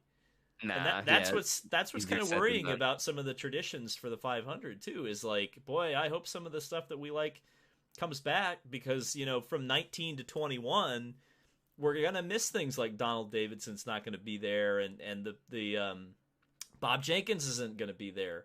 The Freedom 100 isn't going to. It's just like there's a lot of things that are going to be different. And by the way, while we got the opportunity, like everybody, we're sending our best wishes to Bob Jenkins for sure. Yeah, that's sad news. Because that's just terrible news. But apparently he's beaten cancer before. That's what I hadn't realized. He had colon cancer in the 80s. I didn't know that. Yeah. So I'm hoping that he's able to beat it again. And I think I've always wanted to see him back for like a throwback race for like the broadcasting side of things. I wanted to see him be like a lead commentator. I don't know why NASCAR hasn't done that yet, but they should eventually. We do have a question Listen to here. this. Oh no, go on. Somebody said no Freedom 100 winner has ever won the 500. Oh no, That's true. That's true. I didn't know that. Yeah, because the only ones that have gotten close are like Newgarden, and he hasn't won it. I don't really know that many people that have won it. I know Askew won it. Newgarden, I remember winning it. Peter Dempsey. Mateus that was Leist. an awesome win. Yeah, Leist. Dean Stoneman. Jack Harvey won it, didn't he? Jack Harvey won it. I'm trying to think because once Ed Carpenter won it. I'm gonna have to break it. Break the. Come on, Colton. Yeah, bring it back. Freedom 100 curse. Colton, that's the first. See, that's the thing. That's the first line. When you drink the milk this year, you gotta just say we gotta bring the Freedom 100 back because I wouldn't be here without winning that race. There you go. Immediately. Jun FG2 asks, "What are your top 3 favorite helmets of IndyCar and kart?" I guess that's to everybody. So, I mean, what are some favorite helmets? I honestly, Oh, look at the Jable. I know you didn't notice. Oh, you of course you wouldn't notice that. You wouldn't have watched this race before. There you go. Didn't Greg Moore have a certain design when he was in kart, like on his helmet, or And you know who takes a lot of influence from that design? who? Austin Cindric. Ooh. Oh, He was always a big Greg Moore fan, so his helmet oh, I design, didn't know that. it has a lot of similar aspects. Oh boy! All of a sudden we or got at some least it big did names when we in were the racing chat. against each other. Nick Yeoman I says didn't know that. Thiago Medeiros, winner of the Freedom 100, indeed. Josh Revel, what's up, Josh? Says Wade Cunningham was a winner of the Freedom 100, and he's asking whatever happened to that guy. Hey, Josh. Just in time. David's stream is dead. So- I know. It's okay, chat. We're back. We're back now. There you go. I knew as soon as you went quiet there on this, David, you probably lagged out. And Colton said it's a regular thing on the stream. So I'm surprised it lasted this long. People are saying Roger's watching. How far did Roger pulled the plug? How far did I get into my rant about people winning the Freedom 100? Because I saw Nick Yeoman said Bill I don't think I heard Battistini. any of it.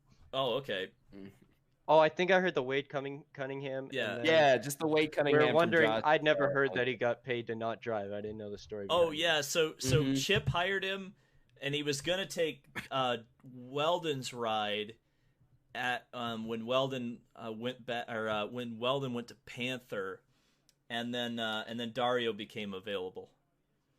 So Right. Okay. and so So that Chip, deal just didn't go through. well Basically, Chip just Chip just paid Wade to sit at home, and and it never materialized in anything. I mean he got a couple of rides, like kind of like Chip threw him a couple of bones and ran him in the 500 a couple of times, but that was damn, it. like never a full time. Watch this. This is Ben Hanley taking his turf back right there.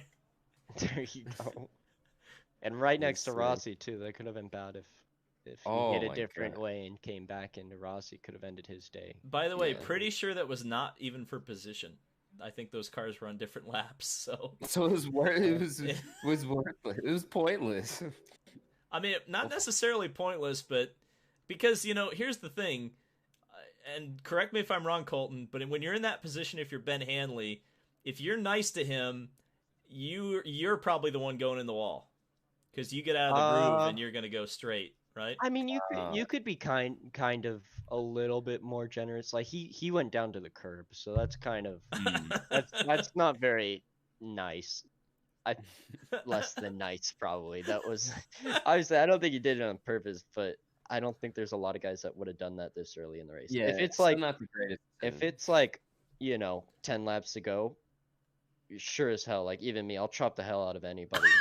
Everybody will do that, but this early, like it's probably ridiculous. It's like kind of like Somebody clip injuring that chat. It's like injuring somebody in like clip that. There you Clip go. that. We're gonna It's be kind of like injuring somebody in a preseason game. Like it's not. It's like pointless. Oh my god.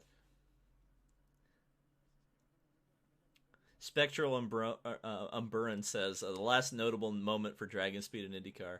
Well, I don't know. Don't say that yet because their car is going to be the one Elio's driving next year There or you this go. year. So just be careful what Yeah. you because them selling that car to Shank could be big news too. You never know. Maybe it's a voodoo car. Voodoo. Maybe it's not meant to go fast. Maybe he'll chop. Maybe the 06 Shank car will chop Dalton again, and he'll crash the same way. It'll be like the Yeah. same car chopped you 2 years in a row. Voodoo car.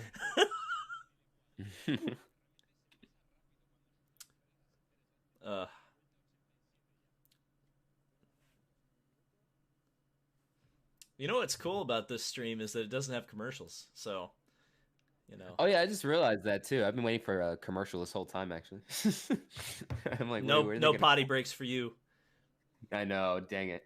Oh, John Gambit has come forward on Twitter. That's the guy who sent me the B movies. Oh, okay. I was like, who's John Gambit? Oh yeah, the B movie comment. Yeah. I don't know him either, but just good comment. I like the B movie. You see, on our podcast polls we do on Jared's channels, every Wednesday we go over them. We always get the most bizarre comments every week, basically. Whether it's like scripts removed. Oh, man, that was almost. Yeah, it caught me off guard for a second there. Oh, yeah.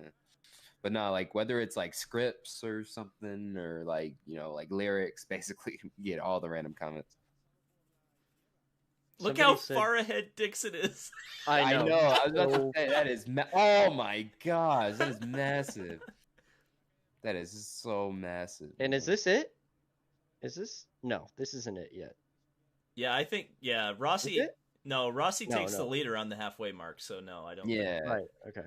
But geez, that lead entering the pits. Oh god. That's just. I mean, that's how many lap cars were between him and second place. I mean, that's a big difference. Is out, in and out, no problem. Ooh, that was a little close call with Graham and Colton there. Somebody said, do you think Grosjean will get a win this year in IndyCar? I think it's definitely possible. I think he's definitely got the talent to, but it takes a lot to win an IndyCar race, so it's, you need the whole crew there. He's also got the Dale Coyne factor, and Dale's got his little spreadsheet, and he might do a crazy fuel strategy or something. And yeah, he's got the cheat is he known for doing that? Is he known for doing those types of strategies? That's how he got Carlos Huertas a win at and Bourdais. Oh, yeah. Same Pete. Bourdais was legit. Let's be honest though, Bourdais. Okay, yeah, but it was still strategy. But he still, right. I mean, he won by like 40 seconds or something like that. Like he was half a lap in front of everybody, and then Huertas win.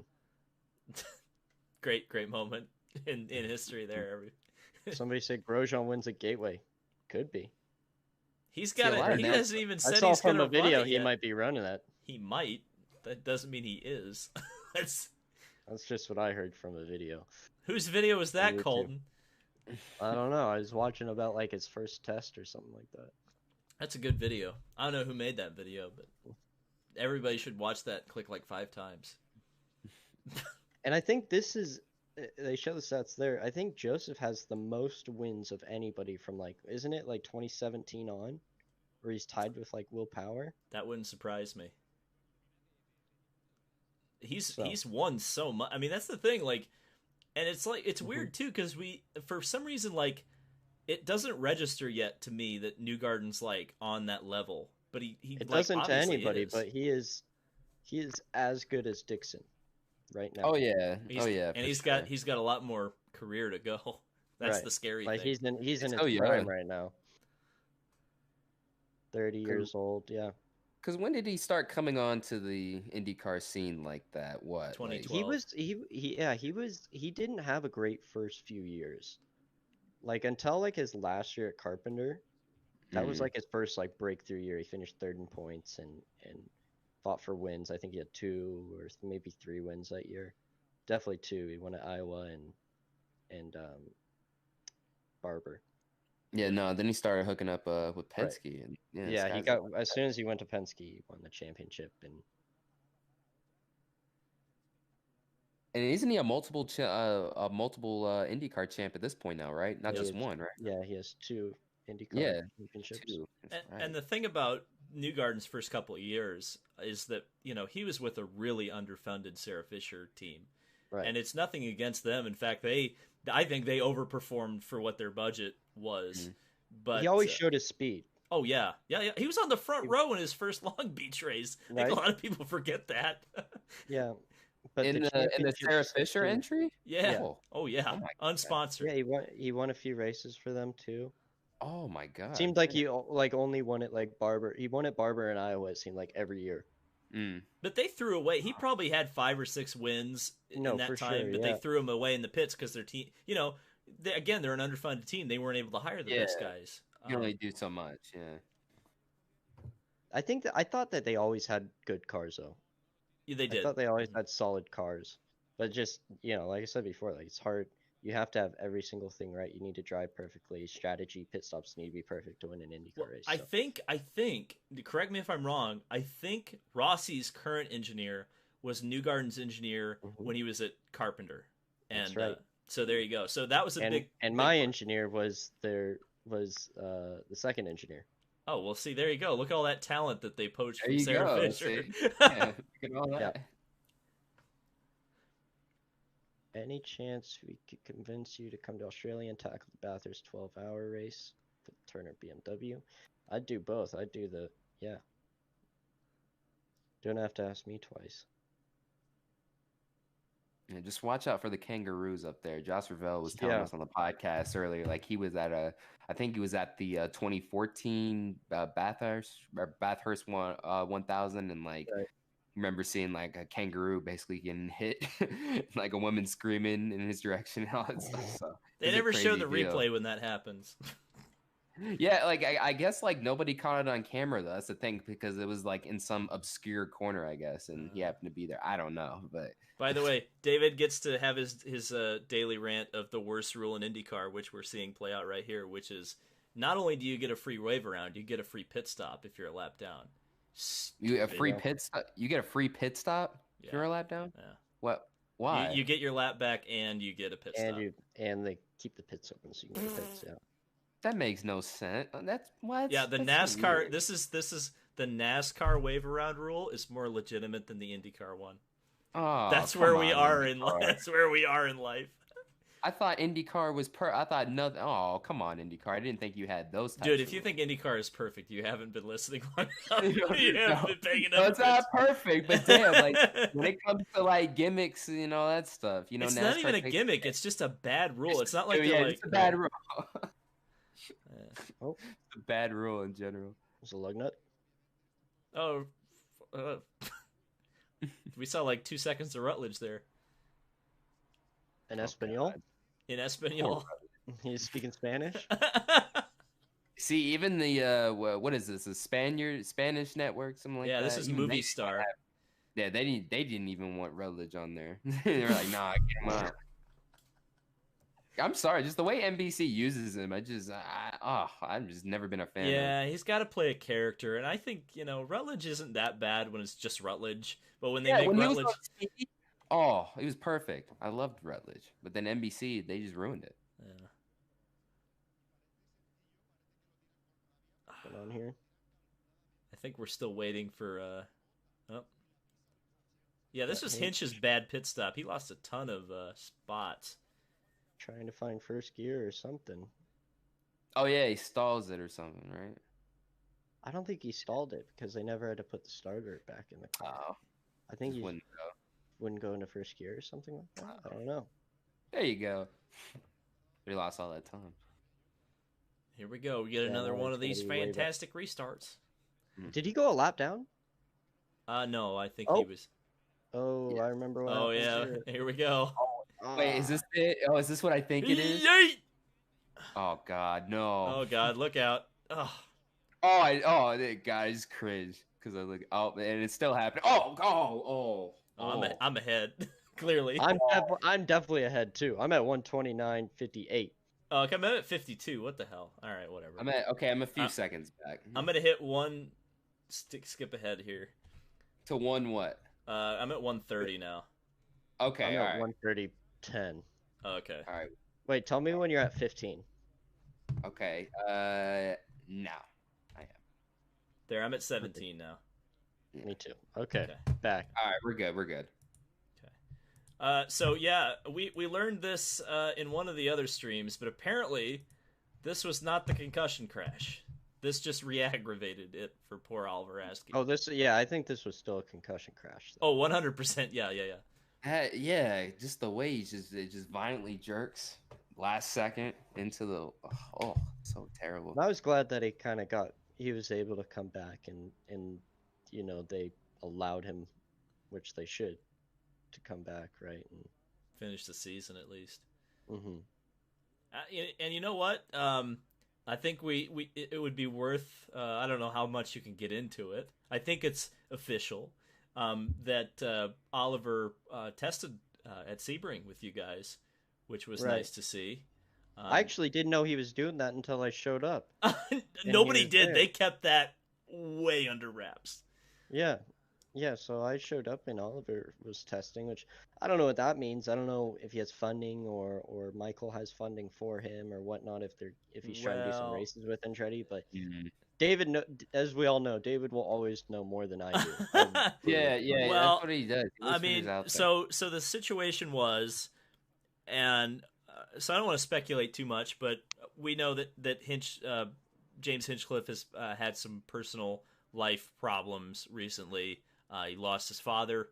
Yeah. Just, I mean, in the last week, I think it was. Oh, I didn't even know that. I Yeah. didn't even hear about that. And I can only assume that because he was in Canada and couldn't get back for the test in Sebring, and I can only assume that's because he was tending to some family things. Yeah. But again, that's only an assumption. But it's probably, considering the details we know, Right. close. And Oliver was in Sebring, in Florida, because he'd run the Rolex, won the Rolex in class. And obviously he's had experience with Andretti Autosport, not on the IndyCar side, but on the Indy Light side. He has recent experience driving these cars, and he got the call. So, I mean, I think I certainly would like to see him in that sixth Andretti car, at least for the 500. But, man, that's a brutal hit. But That's what you keep yeah. saying about the sixth Andretti car. Okay, that makes sense now. Could be. Well, you know who I honestly think is going to get it is Ryan Norman, because his dad's making a bunch of noise on Facebook, buying a bunch of advertising space and stuff. I saw that too. One of those. Right, yeah. So I suspect it'll be Norman, because I suspect he'll have more money, but Right. but we'll see. I mean, Yeah, but who's to say that six car won't be around for road and street courses too, right? Like it could be possibility that he might run a few races. well, there you go. And Marco has to fill a quota too. He's got some races that Right. Yeah. that his Yeah. car is funded for that maybe he doesn't want to run, or somebody else could run for him. We'll have to see. But just getting back to the amount of teams too, you said how many teams can one team in IndyCar fill? As Like, is there many as they want. Oh, Yeah. so they don't have like a NASCAR rule where you can only have like No. well, damn, NASCAR needs to do that again. See, it's so simple. Just let Yeah, people that way race. you don't have the sister teams and Yeah, okay. technology teams, but Because we that's still because have that's that what, in IndyCar too. well, that's I mean that's what would happen though too, is even if they did limit it, and Yeah. they said you're gonna have, okay, Michael, you can only enter 4 cars, then suddenly it would be like Steinbrenner Racing is back and we've got 3 cars. Well, how'd that happen? Yeah, You know, yeah, it's like- exactly. You start seeing a lot of those things Yeah. happen, basically. Speaking So of the point- Steinbrenner Racing, they're going to be back with Hinchcliffe as well. Right. They just announced, which that's good for them. A lot of people were asking about that, and oh Right. god, this is I know I can't get it. I always cringe that's a when I watch. huge hit. You can Yeah. see, you can see how much the safer barrier worked there. It moved like 4 inches, 5 inches. Crazy. Ask you to the second Top Gun car. Okay, people, just because you see 2 chassis does not mean that suddenly the team is going to enter 2 cars. Like, Is that what they're saying? I know, this is the thing. Like, there's a thing called backup cars. They do still exist. Like a team, even if it has 2 chassis, does not have to enter 2 chassis under a different numbers. You know, it's if Top Gun is actually going to happen, it's probably going to be 1 car, because that's all they're like publicly. They're saying like, we're going to enter RC Anderson in the race, and like they may well do that, but they're not. I don't think they're going to enter 2 cars. Hell no.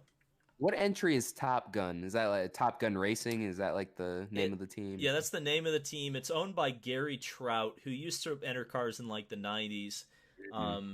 What's the number? 74, I think. They're supposedly going to Really? have a Blue Angels livery. So we're going to see. Really? Yeah. I saw something about that, but I didn't really understand what it was at the time. We'll see. I don't But think yeah, no. anybody really understands what it is, because they're being very cryptic and no one's really reporting anything about it outside of me. Somebody So- in the chat said that team's a joke. Is that true? Like Top Gun is a joke? well, I mean, last year they said they were going to enter this race, the 500 we're watching here with RC, and then nothing. Okay, that's the same team. Yeah. oh, okay. I remember that. Yeah. And it never really went anywhere. Yeah. So people think they're gonna have 2 entry? No. No, people No think way. that because I posted a photo because I'm friends with Gary Trout on Facebook, and he Mhm. posted a photo of 2 bear tubs, and I reposted the photo on Twitter, and now everybody's saying, well, they're going to enter 2 cars because they have 2 cars. No, that's No. not how that works. No, Just man. because a team has 2 cars doesn't mean they're going to enter 2 drivers. Almost all the team has every car. There's another car. Right, exactly. Every car is a T car. Everybody Right. has a T car. Right, and so that's just like and I'm not like trying to talk down to people. I think some people just don't understand how this works because if you have to realize for every entry, it's not just we've got a car and we've got a driver. You have to have a pit crew. You have to have mechanics. You have to have Timing stand. everything. Yeah, there's so much. I mean, shit. I mean, even Hauler. Yeah. even Roger Penske had to go lease stuff to put that Beretta Autosport thing together from Juncos. So it's tough to do. It's hard to just go out there and put it together. Mhm. Yeah, a lot has to go your way. A lot of stuff. Will Holtz is asking opinion about the stacked Indy Lights field this year. I haven't really read too much about it. I don't even know who's in Yeah, it. who's in it? Yeah, who's in it? So, Who's in God, this is a Kyle Cuthbertson question. So it's Honestly- everybody. It's everybody from last year. I think Kirkwood's going to do well. I know he's in it, and I know that he's probably going to do very well. There was some guy from F4. I'm trying to remember his name. 2021 Indy Lights. See, I gotta look up the roster now. Now I'm intrigued. Well, see if you can if you're looking it up and read the names, we can probably tell you who they are. Let's see. Oh yeah, a lot of foreign. Let's see. Well, some it's Ameri- always going to be a lot of foreigners. Yeah, I know a lot of foreign drivers, of course. Yeah. I always just assume since it's IndyCar, it'd be like just mostly American drivers in it. But yeah, I mean, there's a good mixture. It looks like. Looks like a lot of guys aren't announced. Yeah. Carlin. They filed something in the Indy Lights series. I didn't know that. They're back. They haven't for like a year or two, but They're a Formula 2 team, correct? Yeah, they also run an IndyCar. They do everything. I raced with them in Formula 4, F4, and Formula 3 when I was racing over there.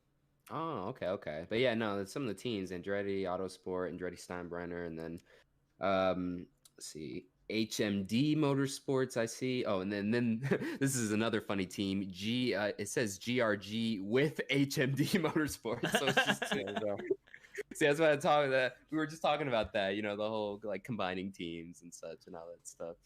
No, but there's one name in here that really stands out to me. It's Stingray Rob. Oh, dude, my chat was going crazy about Stingray before you even Stingray mentioned Rob.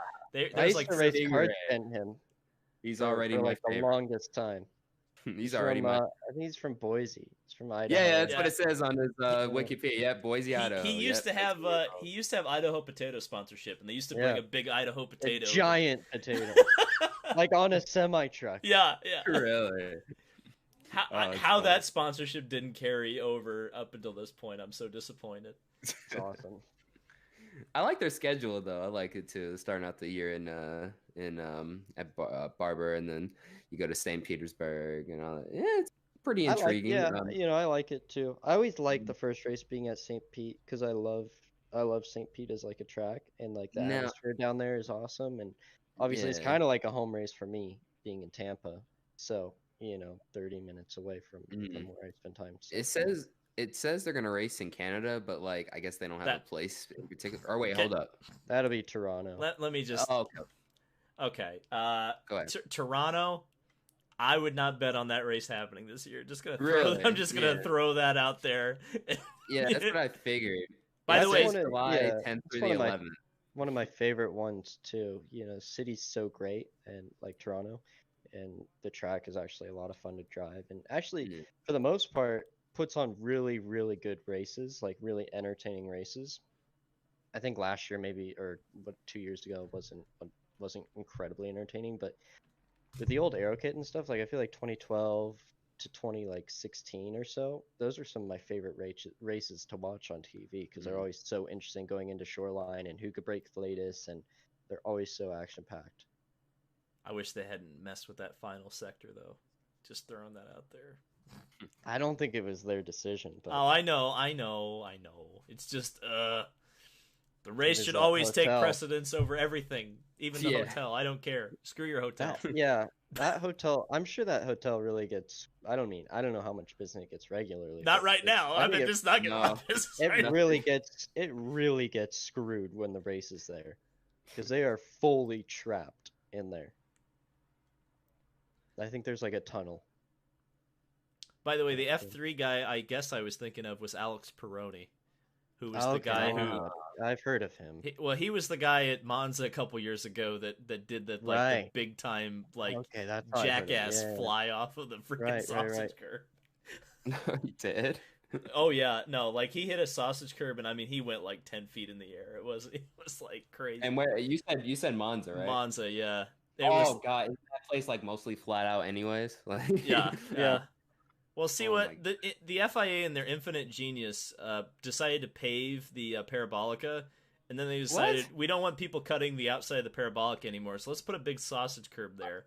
And then inevitably a light F3 car hits the sausage curb and launches into the catch fence, and they're like, "Oh, how'd that happen? Surprise Pikachu face!" God. Man, the more they show that Askew hit, the bigger it looks like. I know, right? Yeah, I know they keep showing it over. I'm like, geez, they just cringe every time. I don't know if they showed it enough, guys. Let's see it like 3 more times. Yeah, well, at least it's not like the Newman incident where they just replay it and put it in like highlights. Like the Newman incident. The thing about the Newman incident got me was like, let's go like super zoom right in on the cockpit when the guy's not even been cut out of the car yet. It's crazy. It's insane to me. I'm like, is this real? You know, like they're really doing this. They're really trying to milk this. They really did do that. All right, here we go. And we are halfway home. Okay, I got to use the bathroom. Be right back. Okay, you're gonna miss the most exciting part of the race. Oh wait, oh yeah, that's right. Oh no, I can't leave yet. That's right. Ah! And Rossi's definitely gonna look for something here. Oh yeah. Oh yeah, Ferrucci. There you coming. Yeah, Santino was exciting on those restarts too. Wow. No doubt about it. I see some guys going side by side back there. Yep, there they go. This Double restart's file. a little less wild than the Yeah, previous it one. seems like it. Yeah, I don't know why. Maybe they went a little early, caught some people off guard. Well, I think it's Wasn't because Ben stacked. Hanley's not in the middle of the field. Well, that would make obviously that would probably make a difference. It's amazing to me that Sato's just dropping like a rock, and we obviously, spoilers, know how that ends for him.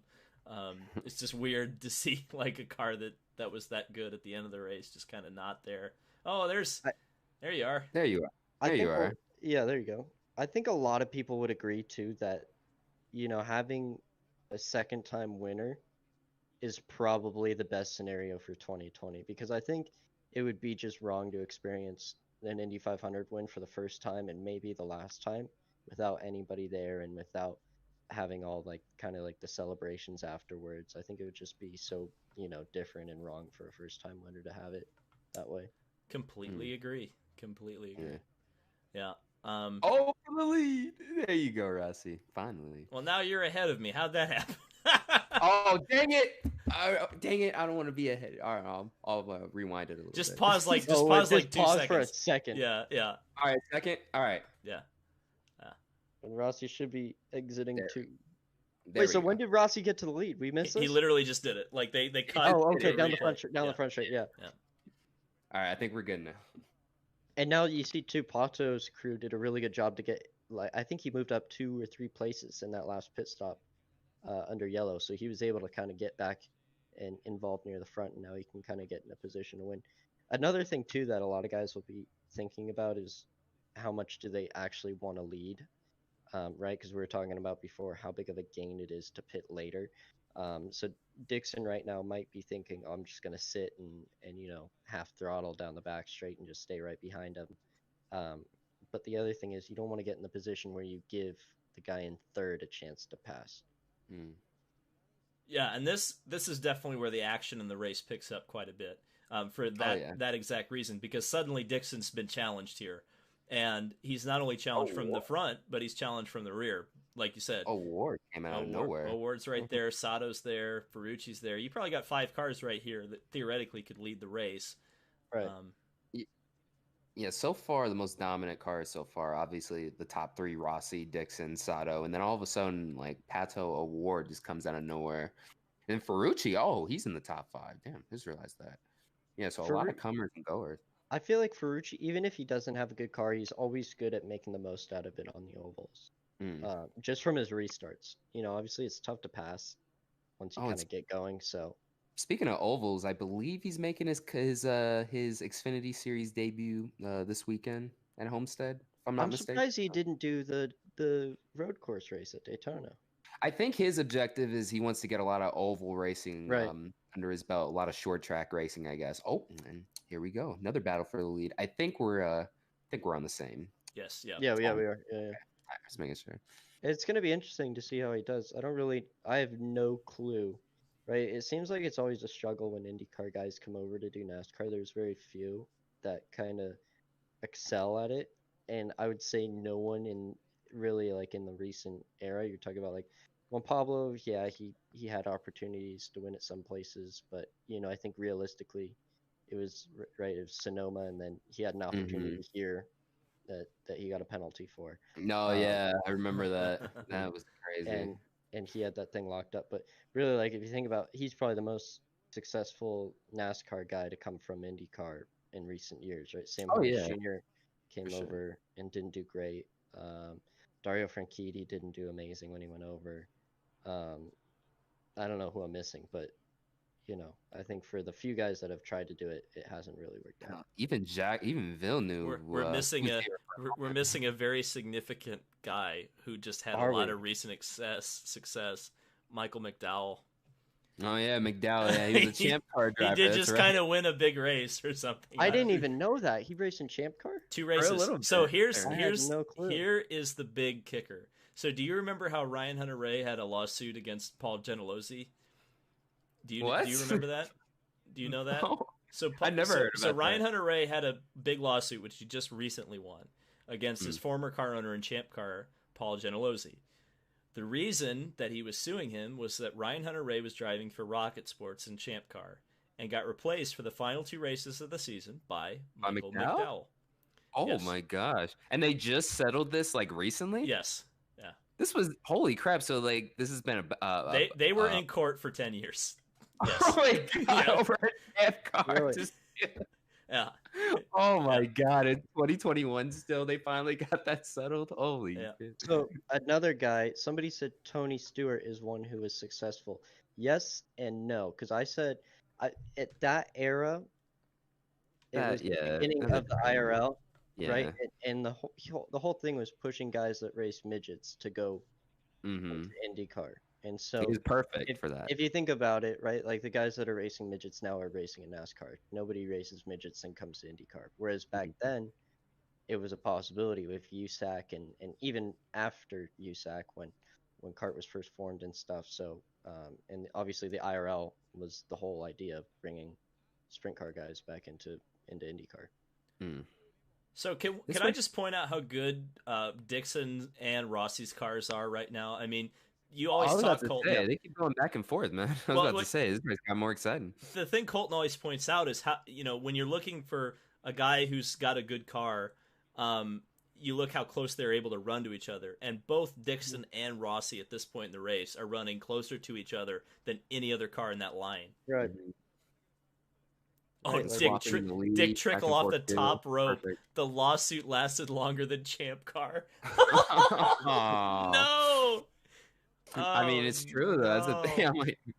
I'm like, damn. They must have. There must have been like a huge grudge over that then for that. To last that long. Yeah, Colton, ask Ryan about that sometime. I'm sure he'll give you the insight. I probably will not. I'm like, no. Because, like, I mean, like, when did that take place? McDowell made his 2 starts in 2005. Yeah. It took forever to get that dispute. Yeah. Oh, it's personal at that point when you're trying to. Oh, that's what I'm saying. Yeah. I think that happens to a lot of guys. That's crazy. But not all. I don't think a lot of people continue it. Well, Ryan was in the position to defend himself where a lot of guys aren't. So I guess he wanted to make an example, and he did it. True. And yeah, everyone going for the lead again. So what they are doing here, and Colton, you can kind of join in on this, is they're actually pulling away by doing this. Mm-hmm. If you notice, very slightly.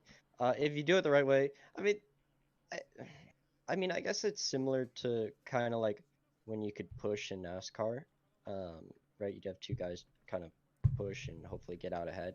Um, you can kind of get the slingshot effect where these guys can just pull each other around.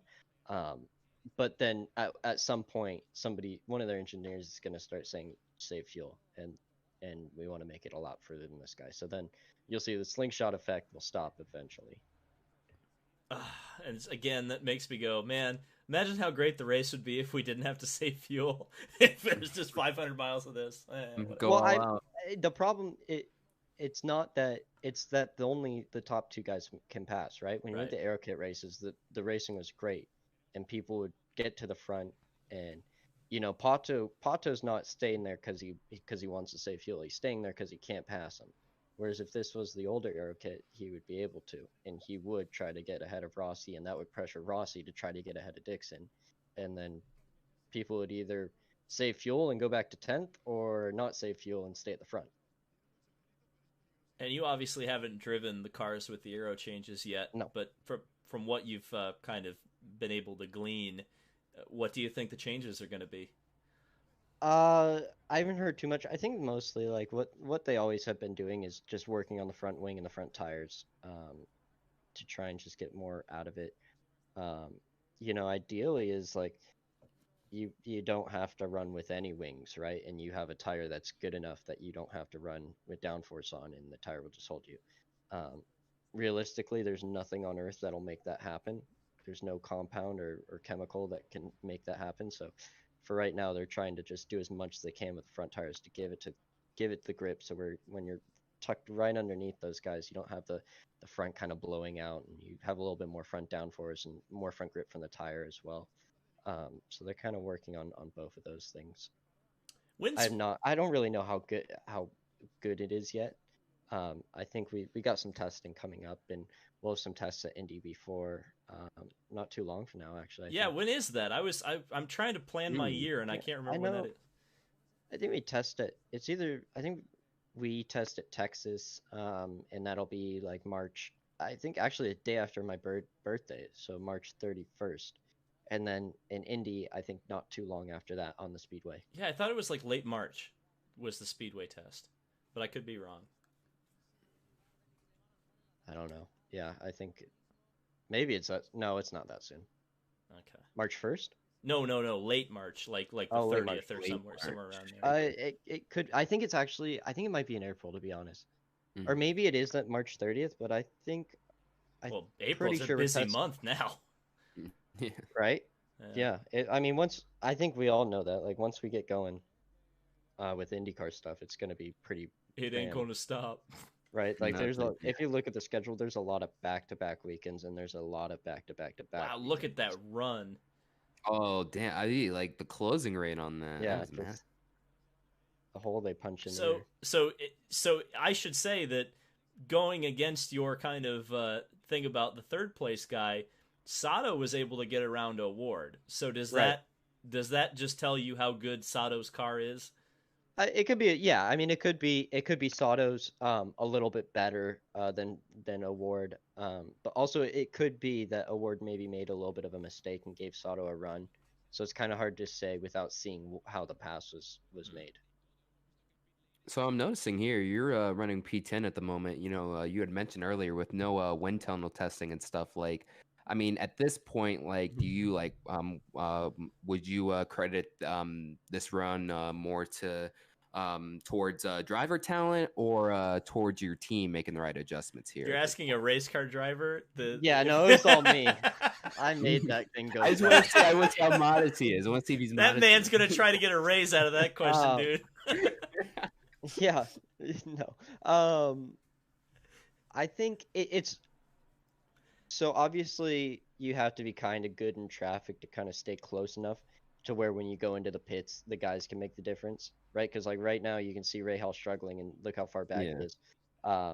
So you need to be able to kind of close the gap. Like you see No Garden right behind Marco. You want to be going in the pits like that, so they can capitalize on that. So you need to be able to do that. Our car wasn't really that much better in the race, and it wasn't qualifying, so we're kind of on the cusp of 10th and kind of like 9th through 12th position, I'd say. But what made the difference was definitely we pitted at the right time and we had really good stops to where. I mean, I guess we didn't really make up too many places in the pit lane. It's more that we didn't make any mistakes in the pit lane, and I didn't make any mistakes on track. And so when guys were like Marcus crashed, and I'm pretty sure Paulo crashes at some point. I think it's pretty soon, actually. Yeah, right. So I can feel it. So then I'm getting another spot. I remember when I dusted Danny on the asphalt similar to this track.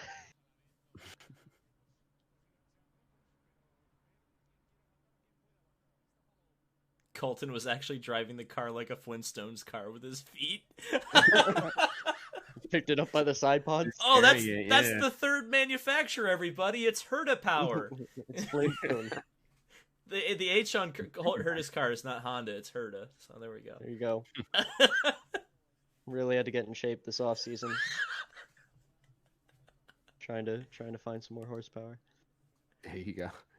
There's Ryan Hunter-Reay. I was wondering where he's kind of slipped back. I think I don't know. I feel like he probably had a problem in the pits. I don't really remember what happened. Or maybe he just had a bad restart on one of them, and it can change so fast.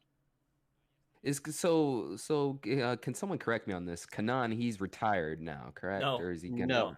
No, he's doing the ovals for Jimmy.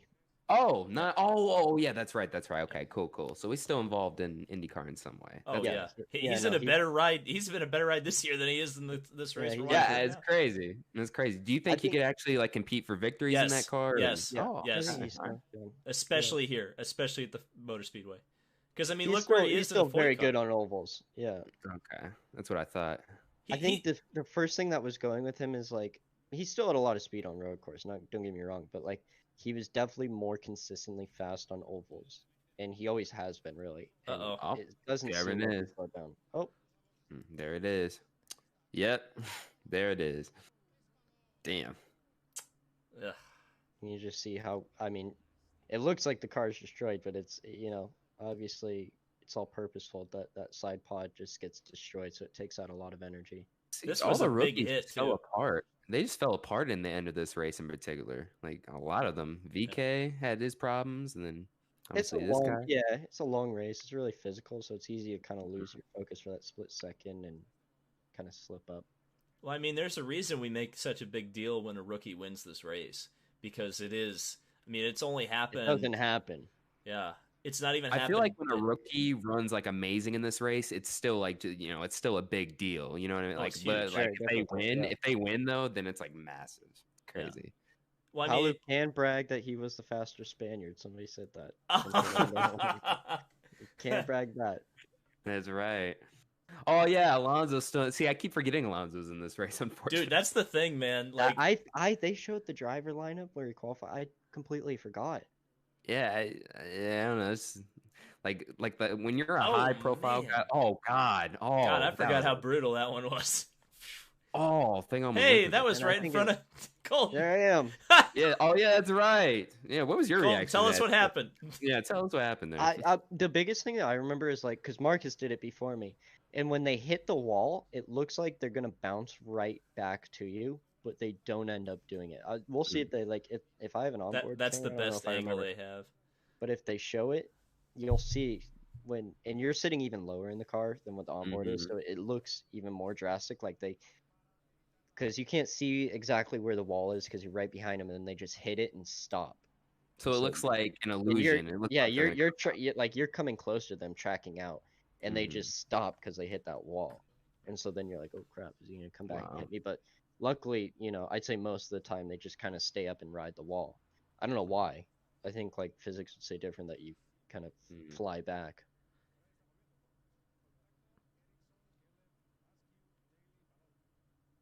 Somebody said, do you think any more manufacturers will come into IndyCar? I sure hope so. I don't. That's a better question for David. I don't really. I already had this rant already. You had the Ferrari rant. Well, I mean, it's the same. Okay, but he just like V6. Well, no, it's just V6 hybrids aren't the way for David. Well, no, it's not the way. It's not the way for me. It's just, to me, it's like it's a formula that's just not attractive to auto manufacturers, because they want something that they can market, and it's more attractive, I guess, with the hybrid than it is now. But it's like it still feels like something that, you know, Le Mans was offering back in 2012. So it's just weird to me. I don't know. We'll have to see, but a manufacturer, I'm just not confident right now in that. It's tough for them, right? Because if they go full all out horsepower back to, you know, V10s or V8s or whatever they want to do, it's going to be the same thing for the car manufacturers. Why would they do that when it's all going towards electric or hydrogen powered? So the thing is, what should IndyCar do? Does IndyCar even want to go to hydrogen, or does IndyCar want to go to hybrid, or are they just that's what they need to do? Right. And that's Would the you agree? problem that they're running into. Well, yeah, no, I would agree. That's the problem, is that they have to kind of decide what they want to be. Do they want to be a series that has, you know, guaranteed healthy car counts all the time, or do they want to be a series that has big time manufacturer money and support? Right. You think it's impossible to do both? Basically. I think you could do both, because CART did both. So Cart it's, did both, it's yeah. possible to do both, but IndyCar's not CART, and they're not there yet, and they won't be there. I mean, I think if we had a normal 2020 without COVID, if COVID was just not a thing and we didn't have to worry about it, I don't know what Roger Penske might have been able to do, but we're not in that situation right now. If IndyCar had closer ratings to NASCAR, then it wouldn't be a problem. It would be possible. But the thing is, they don't make enough money to where a whole bunch of manufacturers would dump that much money. Like when CART was in the heyday, right? Like they were as big as NASCAR. Oh, I saw that. Some contact there. There you go. Yeah, that's a pivotal moment in this race. Oh yeah, doesn't it? Oh yeah, I heard it. You were mad at somebody on pit lane in this race too. Oh, weren't you? that something did happen there. I forgot about that incident. Thanks for reminding me about that. Yeah, I think my chat reminded me a few times about that. Yeah, I remember, like, I think somebody tweeted you were like cursing up a storm at somebody. I definitely retweeted that. It was that, oh yeah, this is the. Yeah, so you see him right there going by me, but what you don't see is that he just right hand downs as soon as we're going by Marco's crew, and just hits me. And so I was mad because A, it's yellow, so whoever hits the pit exit, which he was half a car length ahead first, they were gonna go out ahead, so there was no reason to even do that in the first. Not that it would be like acceptable under green flag either, but especially with Marco's pit crew right there. But obviously I was mad about that aspect, but I was also more mad about, did he screw up my front wing? Yeah. Or knock the toe damage out. the right front? Yeah, like did he even if he just barely tapped the right side, you kind of see where the bottom of the car is the floor. All that's made to flow air at a certain spot. So if he hit it a certain way, it could damage it, and I could be making less downforce, be slower in a straight, or I could not be getting proper, cooling to some of the electronic parts and stuff like that. So here's Alonso's gearbox problems, by the way. It looks like they're changing the steering wheel, actually. Yeah, that was like the first TV time he's gotten the entire race, isn't it? Right. I think they've shown him one more time. I think they showed him on board once, but yeah. Forgot about that. And this is Mexican TV too, so you'd think there'd be not Mexican TV, Spanish. Oh, no, Spaniard. If it was Mexican TV, it'd be like the Pato Hour. It'd be like, I thought isn't that Movistar? No, they're Spanish. Oh, they are? They are Spanish, yeah. Mm-hmm. Okay, so then why? That makes even less sense. They haven't showed Paulu or. They're just using the NBC broadcast? Oh yeah, they don't have their own feed. No. Okay. Yeah. Especially this year, like they kept everything so limited that, like, I mean, this was the thing, and I mentioned this in the in one of the videos I talked about this race, was it was so limited with photographers. Like, there were cars that had livery changes that you literally just did. There weren't pictures of some of the cars in the race before the race actually happened. Yeah, you just found out when the race happened, like, oh, they're running that. Oh. Well, because I had to do the starting grid video where I draw all the cars, and I'm like, I don't have pictures of some of these cars, and I can't find them. They're not on anywhere. It was crazy. Somebody said, how is Pato so much better than Alonso with the same stuff? I'm not too sure. Obviously, do I think Alonso's not as good as Pato or better? No, because he's probably just as good as Pato. Well, actually, I'm pretty sure that he's a two-time Formula One world champion. Yeah, but I was about to say he's a world champion here, so I would assume. it's weird, right? Like, I don't know. Yeah. Well, Maybe Pato just got on better with ovals, right? Like if you think about it, they're kind of at the same level with ovals. Right? Like Yeah, that is they have true. very little experience with ovals. Pato probably has a little bit more from his time in lights and Pro Mazda, and then coming into IndyCar for the few races that he did beforehand. okay, big moment here. We should probably. Oh. So Rossi to all the right. back of the field. What do you think? Unsafe Unsafe release or not an unsafe release? That's really the question, isn't it? It's tough to say. I would probably say not, but you can see why, right? Like he had to fully brake and get out of it there. Yeah. I would probably say not, and he also came up out of the lane.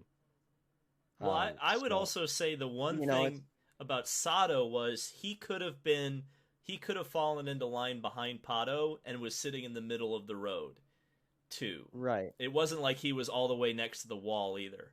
Oh, here we go. Here we go. This is oh wow. Yeah, this is oh, wow. Come on, man, bro. that is some what? What are you doing, bro? You're so Yeah, so then it pissed me off, so then I passed him. No. Man, I didn't even remember that. I didn't even remember that we had footage of that. I didn't remember that either. I think there's radio footage it's online somewhere. I think of Colton. He was not. Oh, there's definitely there's 1,000%. I gotta find it. It's not hard. I found it a few times. I think it is worth mentioning too, like the difference between Pato and Alonso is that the shoe was also on the other foot in 19 too, because Alonso was faster than Pato. So I think like Colton mentions, a lot of it has to do with just how you get on with the chassis that you're driving. And it could be the same. They could have the same problem that I had. Remember, like with the not going to the wind tunnel or COVID. COVID might have messed a lot of things up. Well, no, they could. I mean, I don't know, but it could be something similar to that, where one of their cars didn't get to the wind tunnel or didn't get everything that it needed because of COVID. So, and it would make sense because that was the third car for Aero. It's just weird that they wouldn't throw all their eggs into the Alonso basket, considering how much they have. I'm sure they're not. He's not doing it for free. Yeah.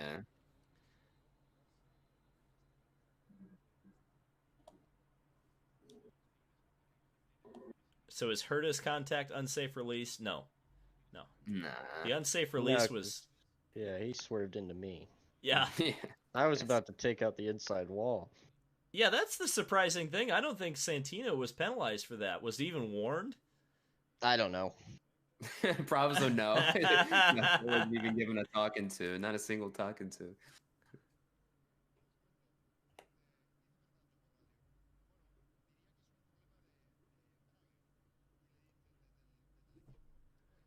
Boy. So what? How long's the pit stop? So there's going to be 2 more stops here, right? Try to make it in 2 more. Yes, I think so. Oh, Rutledge. Oh yeah, they're like, get him off the circuit.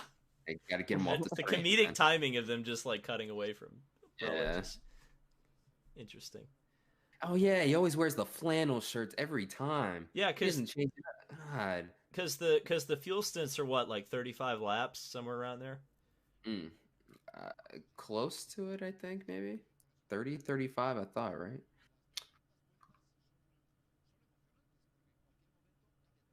Yeah, Thomas is saying weird seeing Felix's aero screen painted white. That was one of the things that I literally could not find a picture of before race day, was the fact that they changed Felix's aero screen to white, and there were just no pictures of that car with a white aero screen. 0 out there. 0.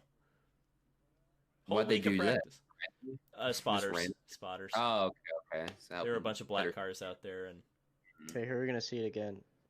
Okay, see, so Sato didn't really have the opportunity to move up. Yeah, kind of came out of nowhere. Because he was coming out right behind Rossi. Oh yeah. But do I think it was worth a penalty? I don't know. So what? But like that's that, the other thing too. I think they should have just moved him behind. I think they should have just moved him behind Sato. Yeah, because this kills his right, like race. Going all the way to the back, it's overkill. But the thing is too, like if there isn't a penalty for that, they can't just start making penalties up for certain people. So maybe they have it written in the rule book now, but maybe it wasn't in the rule book, right? And if you start giving one guy a special penalty, then That's true too. Yeah. there's no such thing as officiating. Then those mean guys on YouTube will start yelling about them on for being inconsistent. Yeah. Yeah. But the best part about this, There's though, no the best pleasing him. No pleasing David. But the best part about this, though, is now we get to see Rossi drive through the field now. That's gonna be fun. Well, we get to see it For a certain amount of time. Yeah, for a certain amount. Yeah. Well, what's funny is, and because we'll probably be able to talk about it when it happens, but everybody gives Rossi credit for this movie he's about to make, and really it's just Elio like is carving the way for him. He's just kind of following Elio. It's kind of funny about it. Oh yeah, it was really cool to look at it on TV. Actually, the end of the move was impressive. Oh yeah, You'll see what I mean. But the beginning, obviously, like that's just Indy. That's just restarts. Oh, David, by the way, Ryan Vargas is in the chat. What's up, Ryan? What's up, Ryan? Is he in my chat? Oh, he is. Yeah. I need to mod him. He's on YouTube. Yeah, he's on YouTube, man. Yeah, mod his channel. I should have modded all of the people earlier who were talking about the Freedom 100, and I didn't. And now they're. I should have modded Nick Yeoman. I should have modded Josh, but you should have modded anybody that donates tonight.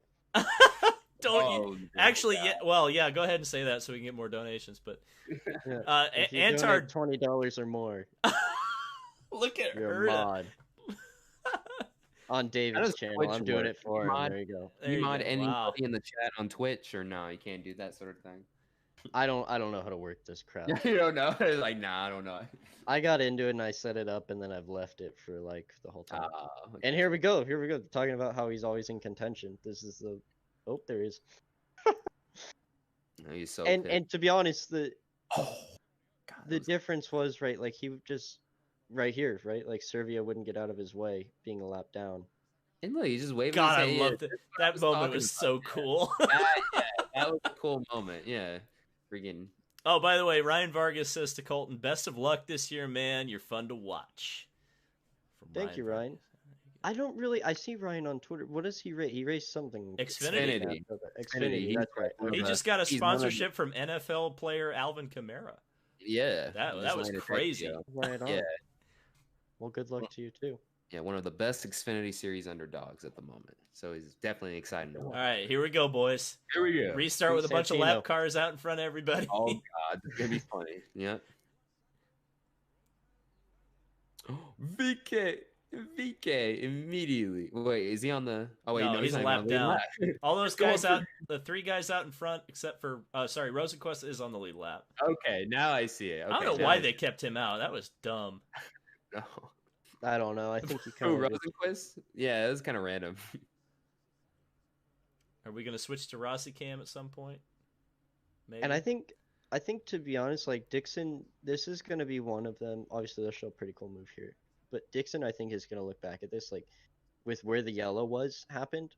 I think this is one that he's going to think is, like, one that got away.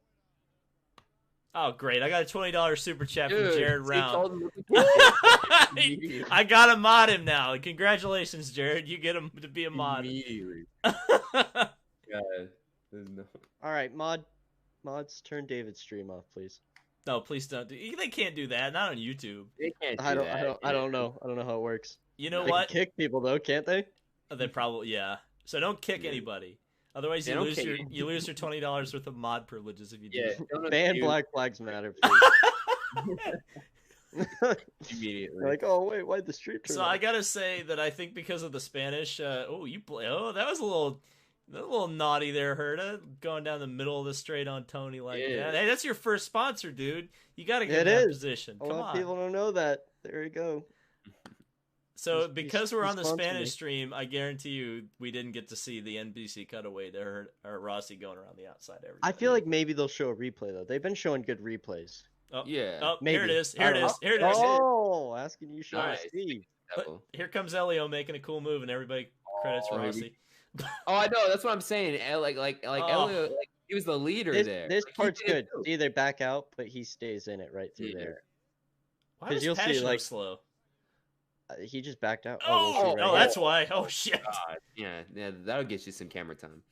Oh my gosh. And that's probably got a pretty good dink in his left front wing too, so it might not make much of a difference, but it'll do something. And Well, poor VK is. I bet he made a mess in his seat during that. That's for sure. Yeah. You know what? Actually, I know why they kept Rosenquist out there.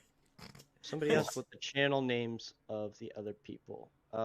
Darian, how do you say your last name? Gilliam? Gilliam, yeah. On Twitter, and then he runs a YouTube channel called Black Flag Matter. Or wait, what's your Twitter?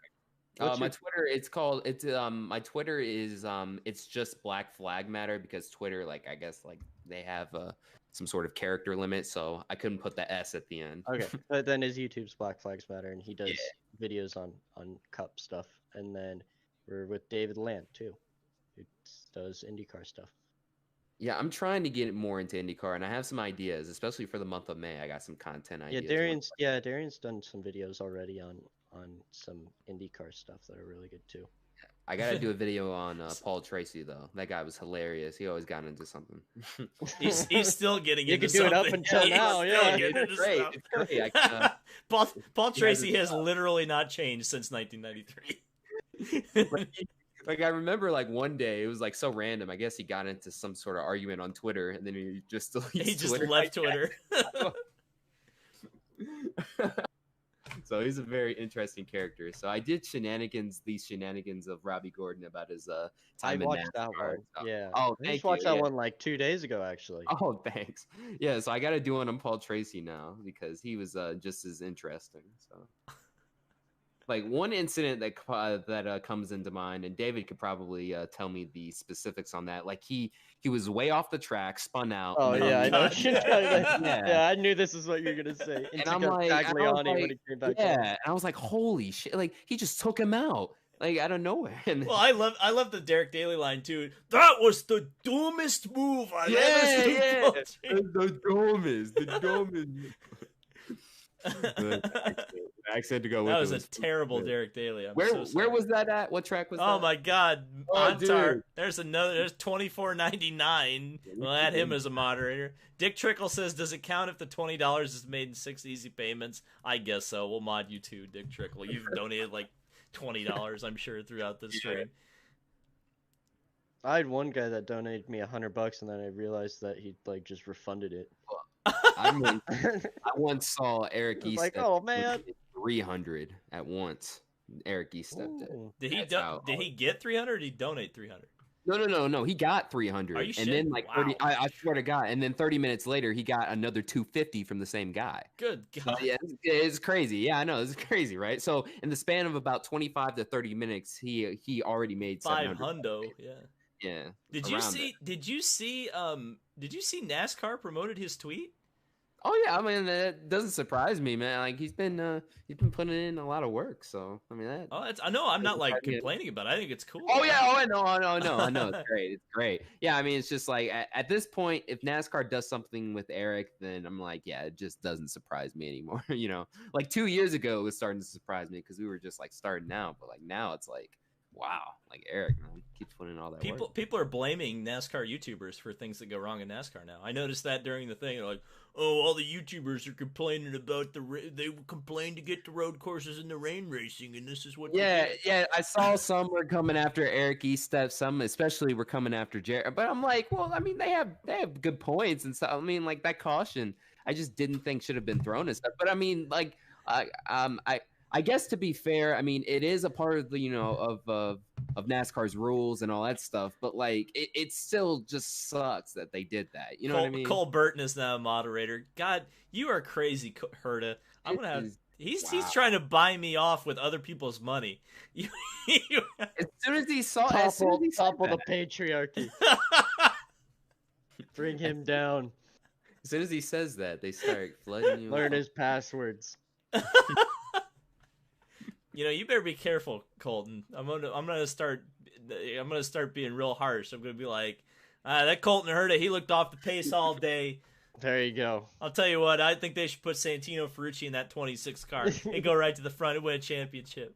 Oh, see, at this point in the race, I was like, okay, Herta's in 7th. Okay, now he's about to go 100%. Let's go. And then, yeah, just Where'd you end up finishing, by the way? I think forgot. 7th. Okay, so you still got a top. Did 10. I finish 7th? Maybe 8th. You were in the top 10. Yeah, he I in was the top 10. 7th or 8th. But I just didn't have it. I was just slow, so I was just kind of stuck there. I tried to make some stuff happen, but I never. The thing is, we're all stuck kind of like in that same position, but Yeah, just and nobody was making mistakes, so I just never had the Right. opportunity. And I would assume it's like, dude, like you don't want to make too much happen in a race because then that's when accidents start happening, right? When you start doing too much. Mhm. Yeah. I Especially need a going haircut. I just got a haircut, Gary. What are you talking about? Yeah. Oh yes, a good question. Good lord. I don't know who 2 of these people are, but if you were forced to choose between putting Mahavern Raghunathan, I know who that is. Oh, Raghunathan. I know who that is. Raghunathan. I know who that is. Gulaharm Samaya, I don't know who that is. I know who Samaya? Raghunathan is. or Alessio Deleta. That's I only know one of those names. I only know Raghunathan, and I just Yeah, have to put him into an IndyCar Oh because he's god. Raghunathan. Raghunathan. Well, just you need to have it be like F1 2020 and just send him to the simulator for like That 200 days in a row. that guy has more press than I think he has more YouTube content than any of the F2 all the F2 drivers combined. Sophia Flores is going to get up there eventually. Lord Raghunathan, King Raghunathan. Lord Rags. Oh my gosh. god. Yellow. Oh, yeah, not that's right. Rossi. That's right. Oh wait, why did we forget? That's right. And there he goes. It's on fire. Fire. There's the fire again. So here's an interesting factoid. This is the first time that Rossi has so much as touched the wall at Indianapolis.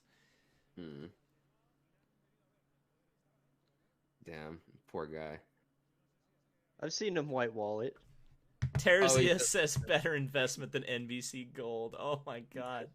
Well, NBC Gold is gone now, so yeah. Yeah, come on. So yeah, basically, technically, this is quite true.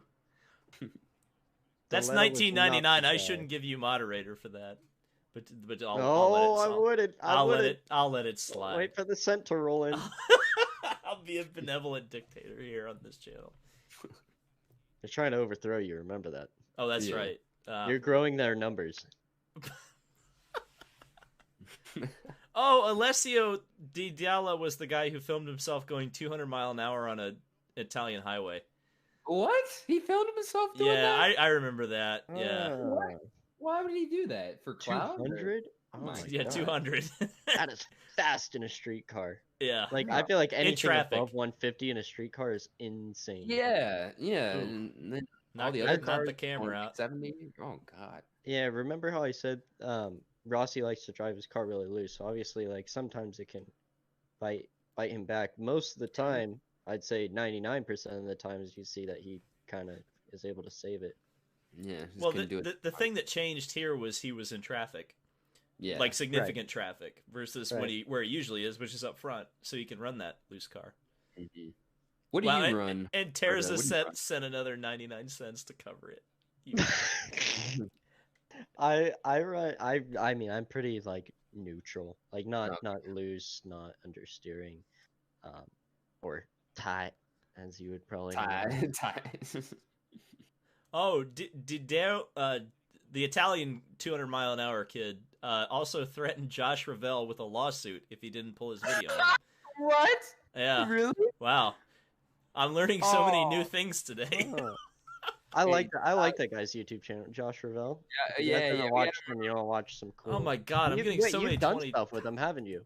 Yeah. We had him on our podcast. I collabed with him on the Marcos Ambrose video and stuff. He's cool, man.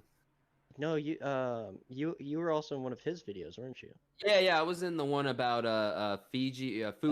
Oh yeah. Yeah, I had no clue NASCAR in the '60s tried. I had no clue about that either. And I was like, what? I didn't even realize what the track looked like before it was like now. I didn't realize it had that huge Yeah. thing. If you want to see some cool stuff, go watch his YouTube video. Oh yeah, for Josh sure. It's Rebels, the Fuji one's really cool. Yeah, it's just crazy to think that NASCAR tried to build basically a Daytona/Talladega style track in Japan. And like a whole series around it too. Yeah, and a whole series too. That would have been some crazy stuff. Yeah, they even flew out Miss Japan in 1964 to. I remember, like, yeah, that's I heard that. Yeah, and I was like, wow. Give out So the they 500 really trophy. made a big deal. I guess the money just ran out. That's plain and simple. They were just like, oh, we're out of money, so let's stop. Yeah, it's crazy because like if there's one place where like racing will always be big, it's like Japanese people just obsess over it. Whenever IndyCar, I remember my dad telling me like a funny story. It's like they're very courteous, but they would always like freak out. Like they'd always have you sign stuff, but they would never talk to you. Instead, they would poke you with their Sharpies. So he said at the end of the day, your whole hand would just be black because all these people have just been poking you in the hand with the Sharpies, and that's like. Oh, with the open Sharpie. Yeah, with the open Sharpie. So like, I guess that was like in their culture, they thought it was like more respectful to do that than be like, "Hey, sign my banner." So they just silent. And he said it was like dead quiet, and like all you hear is like girls crying or whatever. The girls really freak out and cry, and we're like, crazy. Yeah, and they just like be poking you on the arm and stuff and on the hand. Just consistently poking you with the Sharpies, like. I don't think it was like the same person just like doom doom doom, but I think it was like every time they wanted to do it, it was, which I thought was like pretty funny because obviously it's very different over here. Dude, Herta, you have unlocked the secret to generosity in my chat. I've been hit with so many $20 super chats. It's unbelievable. You're welcome. Good I will take Lord. my 20% as always, David. Thank you. 20%. Oh my Lord, have mercy, dude! What is going on? Again, none of this happened beforehand. God damn! I'm gonna start having drivers just like before the start of the video be like, "Give David money." Watch this. Who's gonna swat David now? No, don't do that. No, here's the thing. You know what happens in swatting? Like if you have an animal, like they will kill your pet. Did you know that? Really? Yeah. Oh. Yeah. They just kill because him they don't. Spot? Well, they don't want like the dogs to like bite him or something. Right? Yeah. So they like man. Dude, swatting is a horrible. Do you have pets? Yeah. I used to have a cat. My cat died, but. Oh, I'm sorry to hear that. My cat literally. So this is the thing. This is part of the reason like I was so miserable around the Indy 500. It wasn't just because the Indy 500 got canceled, guys. You know, I'm not that shallow. But my cat died and I was gone. So my cat died when I wasn't there, and that crushed me. Oh. Yeah, that happened to my dog, my old chocolate lab, like 2 years ago, 2018. I remember that. As soon as I landed, like they told me, and I was like, "What?" Yeah, it's crazy. So you don't have any allergies to cats then? Oh no. I have like mega allergies to cats. Oh, do you? Like I can't be within a room, like with a room with any cat or anything that's touched a cat for like 10 minutes, or else I start like tearing up. So when I move to Indy and get a cat, I'm definitely not inviting her over. We'll I'll be staying far away. But lock the cat in a room somewhere. Somebody said get David to release his address, and everyone will send him DoorDash instead. Oh my I don't God, want DoorDash. Chick-fil-A sandwiches. Oh, dude, no, Chick-fil-A is probably closed. I live in New Jersey, dude. So like they get close all this crap like so early. We're still locked down as far as the governor is concerned, I believe. So it is, but we at least have the Walmart doors open, which is for some reason Florida they keep the other Walmart door closed, which just frustrated the hell out of me. I'm like, everything else is like completely open in Florida. Oh, you mean like both the doors on your side? Doors, right. Okay. There's an entrance and an exit, or no. Like there's two. You know, there's the grocery section, and then there's like the sporting goods section or whatever, and you can go in both sides of Walmart. Well, in some Walmarts, that's not how it is, especially in Florida for whatever reason. We gotta lock down the Walmarts. That's what we gotta do. Yeah. Well, it's like if we're trying to not get sick, I would prefer we go in multiple entrances so we don't all get funneled through one entrance. I know. Right. So Well, we're for the places out in California, they have like both of them are open, but you can only go in one for an entrance and one for an exit. Oh, that's smarter. That's way smarter than yeah. Yeah, I'm gonna that's. unmute. I'm gonna see if we can hear Rossi. Nope.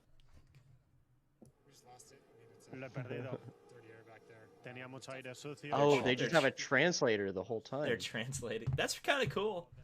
Oh, I haven't heard it. Hold on, let me turn this up. Yeah.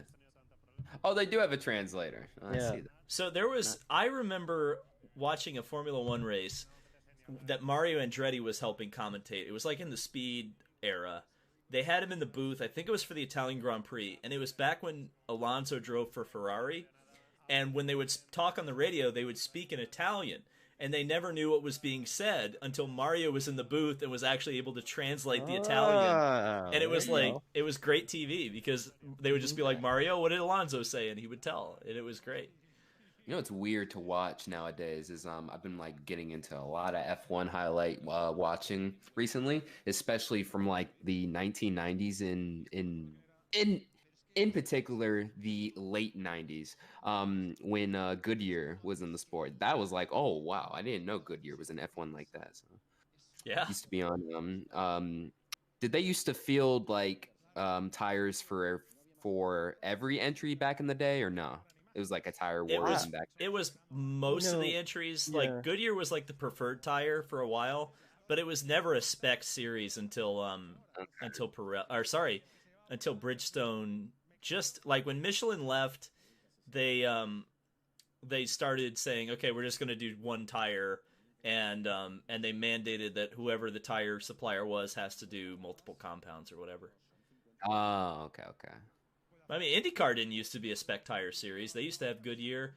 In fact, the interesting thing is that Goodyear's last Indy 500, they not only had more cars qualify in the field with Goodyear tires than Firestone's, but they also won the race. So Goodyear won its last Indy 500 when. See, so they just decided just to focus on NASCAR, like over the past. In some ways, I mean, they were getting beat pretty handily by Firestone, particularly in kart. Yeah. And there was a lot of development money and they just decided not to spend that anymore because they weren't getting a return on investment. They felt. Gotcha. Yeah, so I feel like as soon as Firestone was like late 90s, you had like the Reynard, the Honda, and Firestone tires, and that was like the combination to win a championship with, and whoever had that always seemed to be the best. Yep. But it was cool, like my dad always says, like it was always cool that it was different every race, and there was different levels of tire drop off, and maybe some cars were better here, but their tires weren't as good, so it made it like, I mean, obviously they had massive horsepower, so it's still difficult to pass, but it made it a little bit more realistic than it would be with just one make everything. Right. Well, it's just different variables. I mean, that's the big thing that's missing in IndyCar right now. Not just in a sense of like technical variety, but I think there's not as much stuff to talk about as I would like as someone who has to create content about it for a living at this point. I wish there was more to talk about, and whether that's mechanical differences between the years or driver things that are going on. It just seems like those of you who get to talk about, say, F1 or NASCAR all the time, you just have so much to talk about, and it's just like sometimes IndyCar, it's hard. There's just not a lot going on. It seems sometimes. It doesn't help that the off season's 20 years long. Oh yeah, that's like one thing about IndyCar too. It's like as soon as like the season's over, it's like, damn, how long's the off season? And then you're like, oh my god. And then we decided to extend it this year a month. Yeah, I know. I was like, oh damn it. It will be shorter than last year's off season though, so I will be happy with that.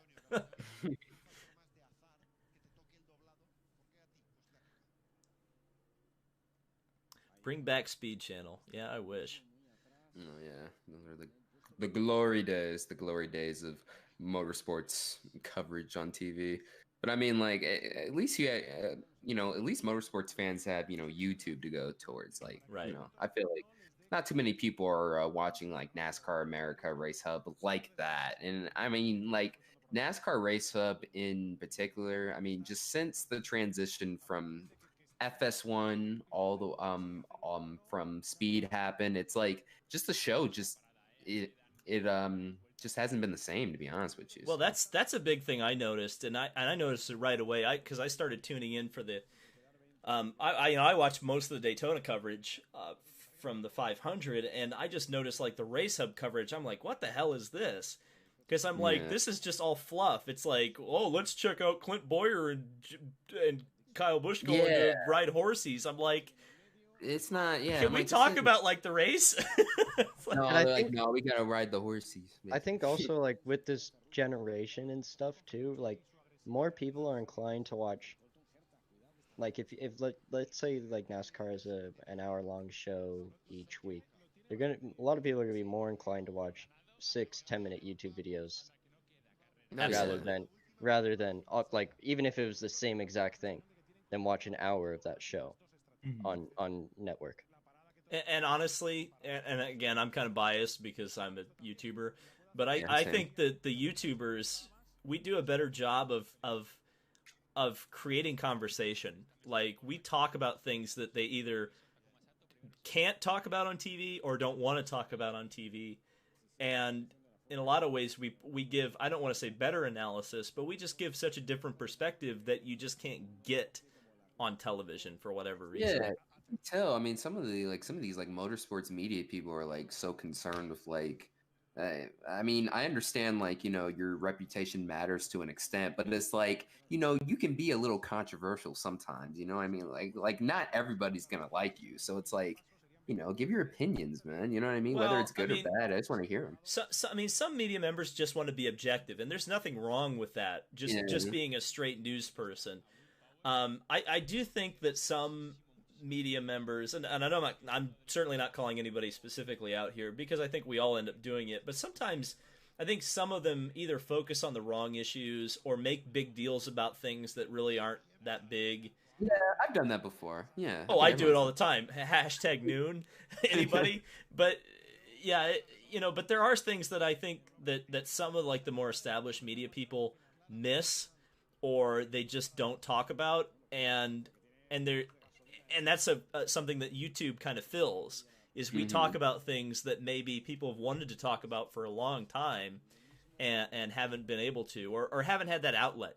We can just go, what we can do on YouTube is like, if we go, man, that sucked that they threw a yellow flag for rain in the NASCAR race. Well, let's go make a video and talk about it, Talk about it, exactly.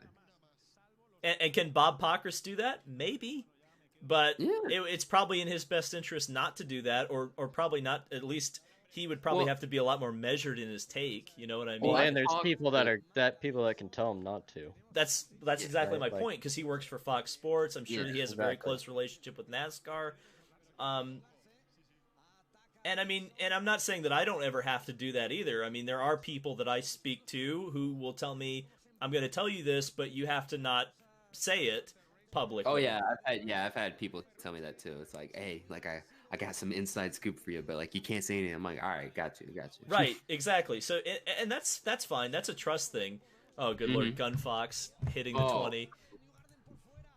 Ad moderator. Wow, Newgarden with the big move outside. Yeah, I was like paying attention to that. There's Herta making some moves. Oh no, that's Marco. Never mind. Sorry. Yeah, paint your cars different, Michael. Good Lord, look at this. Oh, I had her behind that train. Have to be ahead, right? Yeah, you have to be ahead. Yeah. Here we go. Now the Spaniards are freaking out about Alonso. Yeah, finally. The third time he's gotten TV time all race. For red. So, and I think like what's really impressive is look at Kanaan in 8th. I'm telling you, man. Kanaan is another one of those guys that is just so good, and you see he's falling now.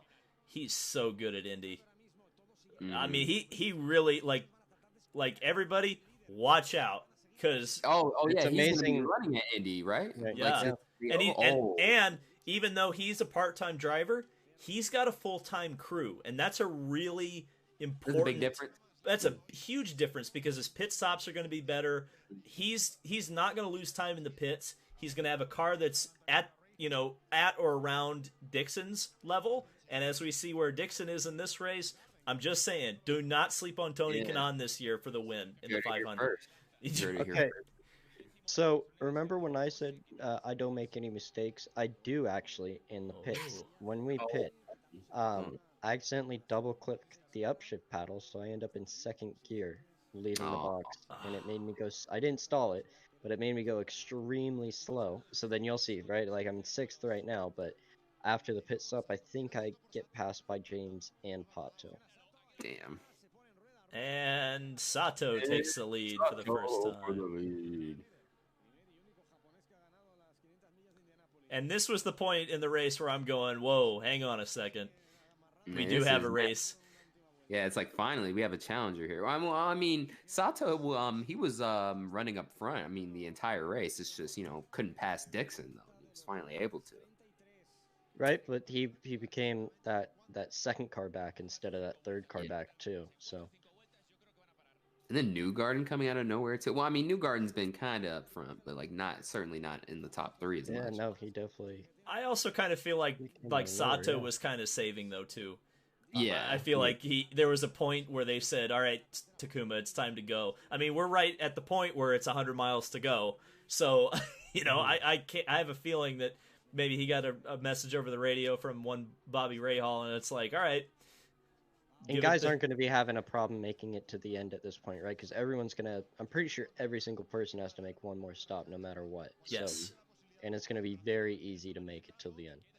Oh, Jack Harvey's in the top 10. See, he's always like one of those underdog guys in this series to me. I think David always says that, how he's just like a sleeper. Yeah. Yeah. Like always there. The time. Nobody says anything, and then he just appears in the top 10. Yeah. And plus his car definitely stands out too, so definitely easy to find. Well, Colton, you mentioned how everybody just needs one more stop and they can easily make it to the end. I think that's what I enjoyed so much about this last stint was I always dream of an Indy 500. We didn't quite get it this year, but I want to see an Indy 500 that goes the final fuel stint completely green to the finish, because I thought this gets really exciting when they come out of the pits after the green flag pit stop and you have Sato and Dixon battling for traffic. And it would have been fun. Who can get in to the pits quicker and who can get out quicker? Like, you really have to lay everything on the line at that point, right? Right. And then it's the question of who can chase down who and who made the right adjustments in the pits. And I don't know. It's just really exciting to kind of see it naturally play out like that. You will never see a driver drive harder than they would have on the in and out lap of the Indy 500 in this situation. They don't. Yeah, at that point, you're not thinking about anything other than winning. You're not scared of anything at that point. Speaking of, or close to speaking of, as we almost we did miss a Castroneves attempt to pass Harvey there. Alex Sayers asks, who's the one guy in the field that is surprisingly difficult to get around? Surprisingly, like non-surprising, probably like Alex is probably pretty difficult. Surprisingly, Kanaan. Kanaan's so freaking hard to pass. He definitely makes it so difficult. Wow. I'd say maybe Ellie. Oh, shoot. Graham runs that line. He runs that line in qualifying. He runs it in the race, and I don't know how he manages to not smash the wall. Somebody said like the Ryan Newman of IndyCar. Is that a thing? Ryan. Yeah, dude, even if he's like 3 laps down, he's gonna like try and run you hard as he can. He's one of those guys. That's funny. It's kind of like Ben Hanley earlier chopping Kellett for like 30th place. Yeah. I'm like, 30th place. Let's see if it happens again. Let's see if it... I missed a chat question from Da Vinci. Who did I miss from Da Vinci? Gunfox is talking about Wind Tunnel, how great it was. Who did I miss from Da Vinci? Oh, Da Vinci, sorry. Hey, David, been a viewer since you played NASCAR 15, Indy 500 Evolution, IndyCar 05. You should definitely play IndyCar 05 again if you can.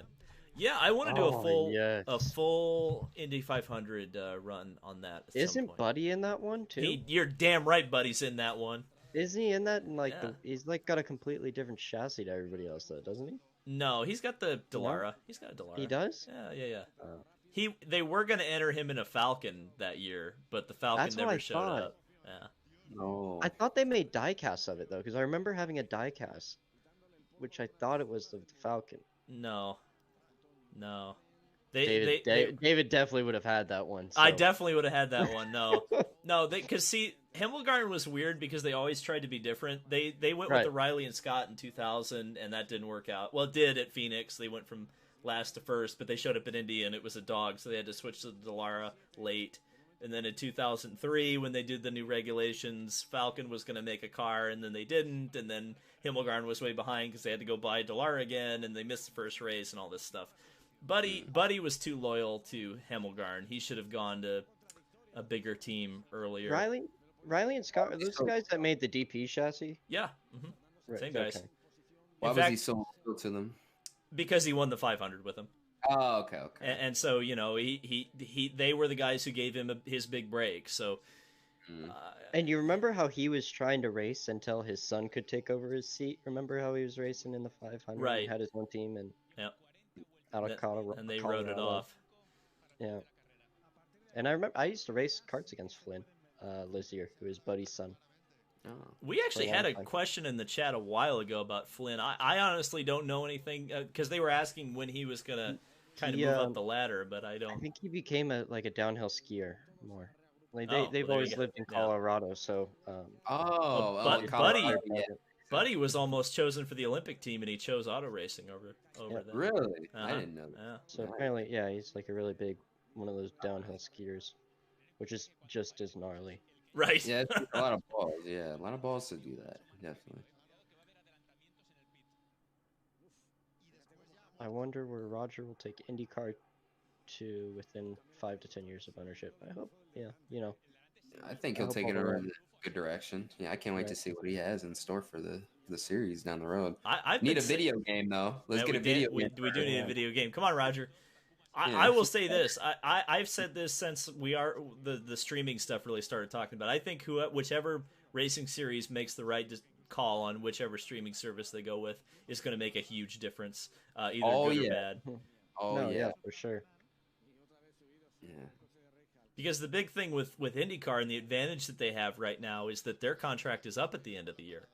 Yeah, so they're very flexible. They can do what they want, pretty much. The thing is, I think like a lot of people have to understand is that Roger didn't make the amount of money that he made by being stupid. So he's going to make the decision that he thinks is going to be the right decision, which he doesn't really make a lot of wrong decisions. So, and this is going to be a very big one. So I'm sure he's taking all the time that he can.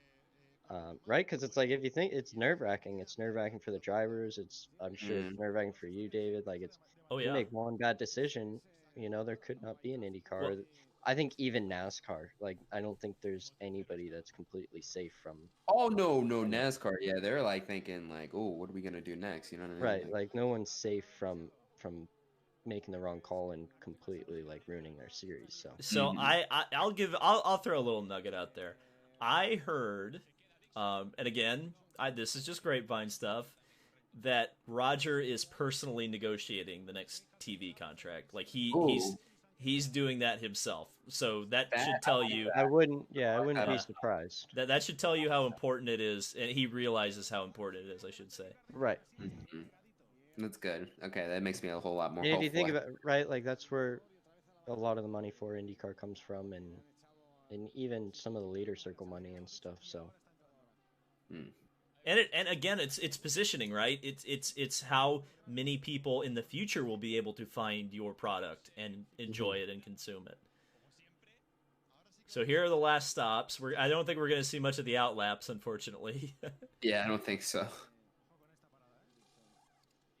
Somebody said, Colton, do you have any beef with Dixon from Texas 2019? I don't think so. Only with his wife. Wait, who said that? What? No, Dixon, I mean, he's a professional, right? Like, he's not going to hold on to something that happened almost 2 years so now. Long ago. Yeah, so long ago. I think some people are like that, but nobody that's good is like that. I don't know. I just feel like with IndyCar racing and stuff, it's like if you try and pay someone back, that could be pretty risky. You know what I mean? Yeah, you don't do that in IndyCar racing. Yeah, you don't do that, man. You have the bumpers and stuff in NASCAR where you can kind of get away with it. It's not more about like you can take somebody out safely, but the thing is you can't take somebody out and not take yourself out like you can in NASCAR. Yeah, exactly. So it's like if you take them out, then you better be Yeah, prepared. you're definitely going with them. And now the Somebody race. said put the Japanese stream for the ending. That was awesome. I wish we could find that. Yeah, that was awesome. And this is Have you seen it, David? Oh, of course I have. Dude, That that's the was so first thing cool. I search for when Sato wins a race. I'm like, come on, let's find out. Where's it at? Yeah. This is the like exciting part of the race right here. This is the leaders, the guys who are going to race for this win, are done with their final stops. As you guys can see, there's still some guys who haven't pitted yet. Yeah. But for the most part, those guys will be out of the way. I mean, this is the race for the win right here with these 4 guys. And that's what's so damn exciting about this right here. This is and balls Beach to the leads a wall. lap too. Yeah, that 20. Who's that sponsor in that car? I think it's Gatebridge. There you go. Look at that. They're also the sponsor of the race. So a good sponsor for IndyCar racing. And of the Speedway as a whole. They sponsor the Speedway year round. There you go. That one guy is asking about a return to twin ring Motegi. I think the problem with that is the earthquake kind of damaged the track there, didn't it? Right, but it's not to say that, I can't go other places in Japan. Oh, I didn't know the track got damaged. Damn. Yeah. It got destroyed. Here we go. Here we go. This is it. There's a big moment right here. Now, And actually, the road course didn't get damaged. It's just the oval. Oh, okay. Now, Colton, my question would be, knowing what we know now, if you were in Dixon's position, would you have defended that a little bit harder? No, I would. Oh, and knowing that we know now. Well, yeah, I think so. Yeah, I think this is the only place where people won't intentionally crash you, but they will put you in very, very, very tough situations. Like you see, like the situation with Dario and Takuma, right? Like how hard he squeezed him.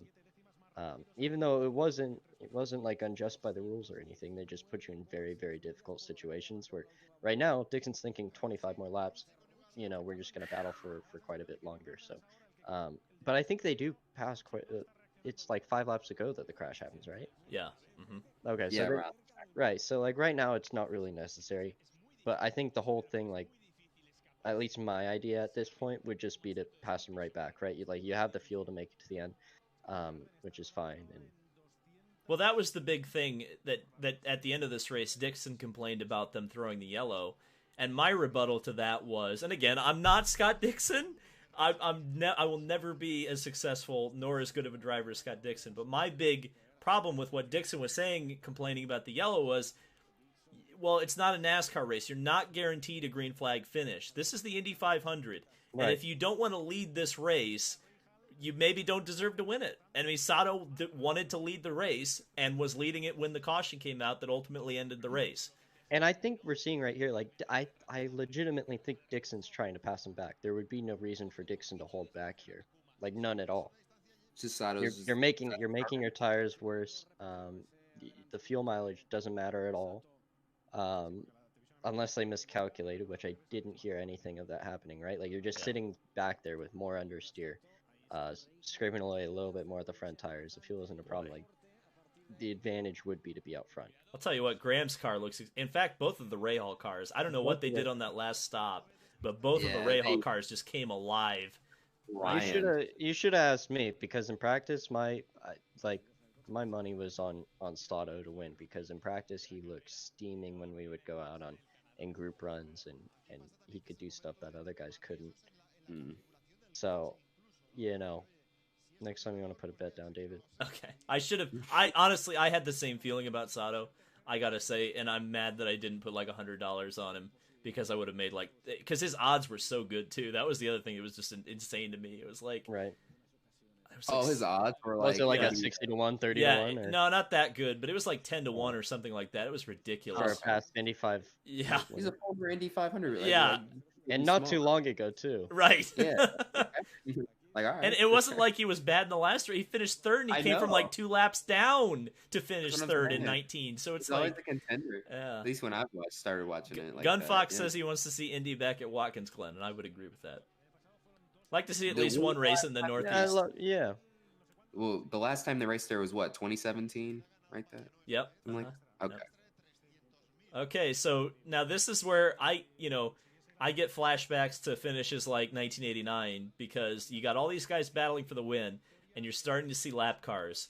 And if one lap car chops a leader, you're gonna get guys side by side. And again, that doesn't end up happening here, but that's another factor in this whole thing. And we're gonna see it eventually. Is the lap cars kind of getting in between the leaders, and how you negotiate traffic. I mean, again, Sato negotiated traffic better than Dixon too. That's another thing that won him the race. Now, if you think about it, right now Dixon's going to be third car back, so it's going to be even harder to pass Sato, and then even when Sato gets in front of him, it could be harder. That couldn't have helped right there, though. No, that's a big check right there. Yeah. This was the moment I thought Dixon was going to get him back, and I'm surprised he didn't.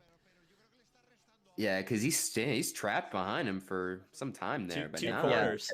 And now the same thing's probably going to happen to... Well, actually, Dixon might get a lot cleaner run through 3 and 4. No, he's not, actually. Gasly's going to be right tucked up underneath Sato's. Oh, and I just realized Gasly.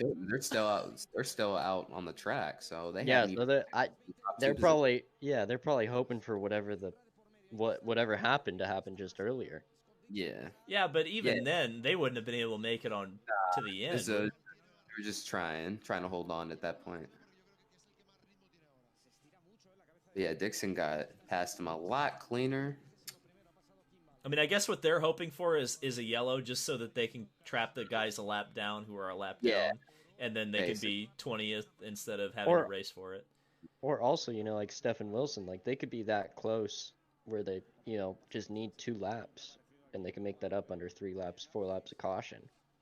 Sato had 30-1 odds. Actually, it was way better than 10-1. 30. Holy crap. Yeah, that's why I wanted to bet on Sato. Respect on Sato's name. Yeah, that's crazy. They'll respect him this year. I guarantee that. I bet they lost their shirt.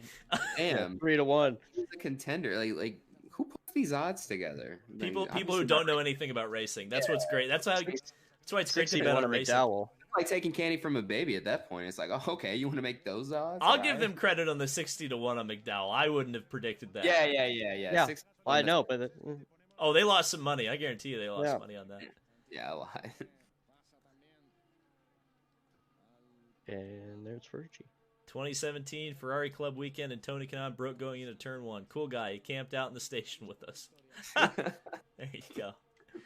That's funny. Would people have pitted for fresh tires? That's interesting. I don't think they would have. No. The tire deck wasn't big enough. Like if it was Iowa, yes, I think a lot of people would. Even so, like remember that one year at Iowa when Wickens and Newgarden pit, and there wasn't even enough laps to make it go back green, and they totally messed up. But that just shows like even if there was like 1 lap and they were like 9th, they probably would have made it up to 3rd. Well, the shoe was on the other foot that one year where Hunter Ray put on tires with like 2 laps to go and won the race. So. Yeah, no, exactly. You never know. You never know how that's going to go. It's all dependent on how many people pit and how fast you can actually get around the traffic. Right, and the tire deck is not anywhere near big enough. Oh, and it's so hard to pass at Indy too. That's the other thing, right? I mean, it's like you wouldn't sacrifice the track position. Mm-hmm. Why is it so hard to pass at Indy? Like just because of like it's 1 lane. Okay. Yeah, just 1 lane. Can't really Oregon or Iowa, even Gateway sometimes can open up a 2nd lane. It's fast too, right? I mean, it's part of the reason it's the dirty air, too, right? Mm-hmm. Like you get the effect, like maybe not as drastic, but like at Texas and stuff. But this is definitely like the worst super speedway when you get like tucked right up underneath somebody. Oh yeah. And obviously there's no banking really here, right? Like it's very little banking. Yeah, the only time I see guys pass here in IndyCar is like when, get a run off of like turn 2 or turn 4, able to get them on the straightaway. Maybe sometimes like they get a run entering 1 and they just dive it in, but as we've seen with Sato in 2012, that could be very risky. Yeah. So at this point, Colton, like Dixon's realized he needs to go. Because he wouldn't be sitting back for this long if he didn't have to. I think he's trying now. You can see he closed the gap to what it was. Yeah. So yeah, maybe they did miscalculate a little bit on fuel, and he was having to save a little bit, but he's definitely back on it now.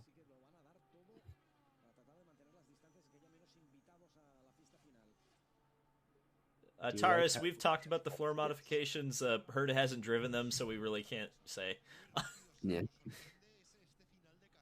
Yeah. Ask I'm him not after really the sure test. what everything was. Yeah, I'll let you know at Indy. If we even have it by then. Like, not everybody. It might Oh, still you be a might not have trial. it by then.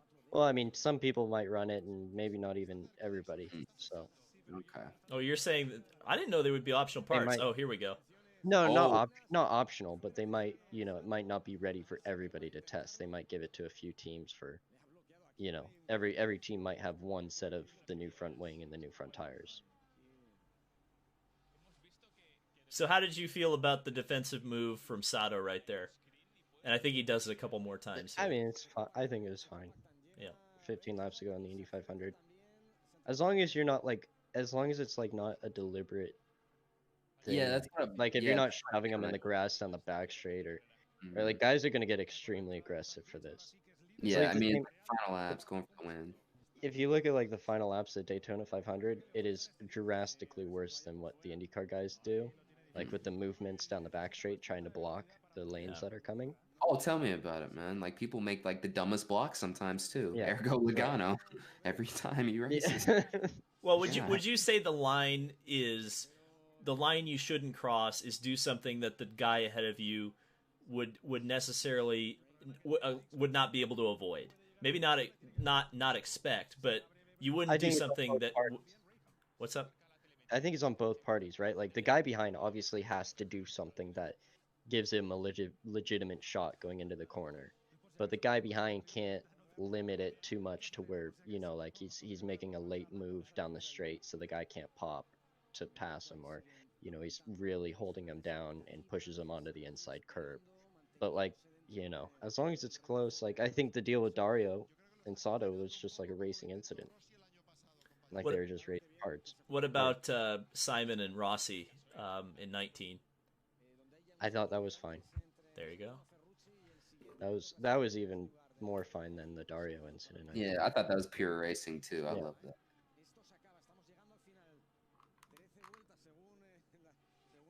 But I do know there were some sour grapes about what Sato did.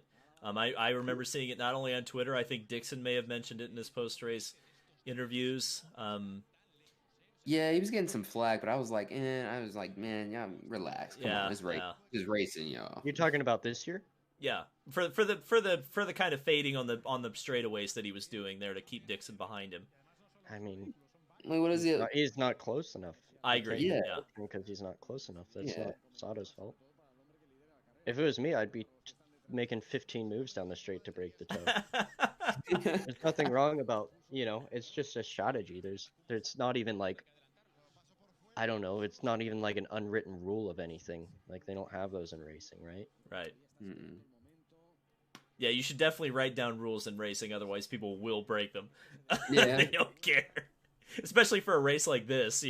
Oh yeah. Go ahead, Yeah, and tell me that it's bad sportsmanship to win this way. I don't give Right. it. It's the Indy 500. Are you kidding me? Yeah.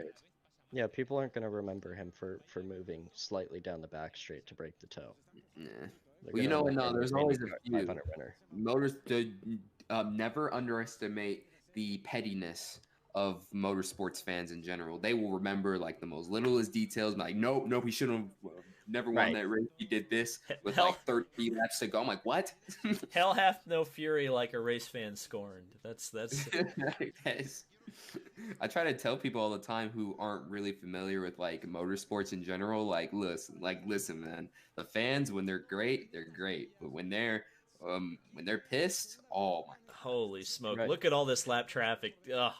that is a lot of lap traffic. Yeah, this is where I get I think- nervous. Yeah, that's kind of where your heart drops as the leader too. I feel like you come off Yeah, the back there's straight and you just three. see that. Yeah, just 3. Oh my god. And these guys, I mean, it's not like there's an insignificant amount of money being paid all the way down the field. Like a couple No. of positions, there's a couple of $10,000 in between. It's just strategies. It's different strategies and the way the cars handle at the end. and also championship wise, this is a double points race. So Yeah. if you're racing in the Yeah. championship and those lap cars, they're not just going to get out of your way, and they don't have to under IndyCar rules, which, by the way, I like as a rule. Some people don't. I think unless they're more than one lap down, right? Yeah. If they're 2 laps down, they have to get out of the way. But There's a rule. Can someone explain that rule to me, please, really quick? Well, So if you're not a lap, go ahead, Dave. You Well, I probably was just covered going to that. say it's not like F1, where F1 they give you the blue flag, you have to move out of the way. In IndyCar, if they give you the blue flag and you're still on the lead lap or you're just one lap down, you do not have to yield to the leaders. They have to. And you shouldn't, because if a yellow comes out, then you keep your lap. Oh. So you try to fight the leader within reason. Like right now, no one's probably going to be throwing like a defensive move on Sato here with 8 laps to go in the Indy 500 and he's leading.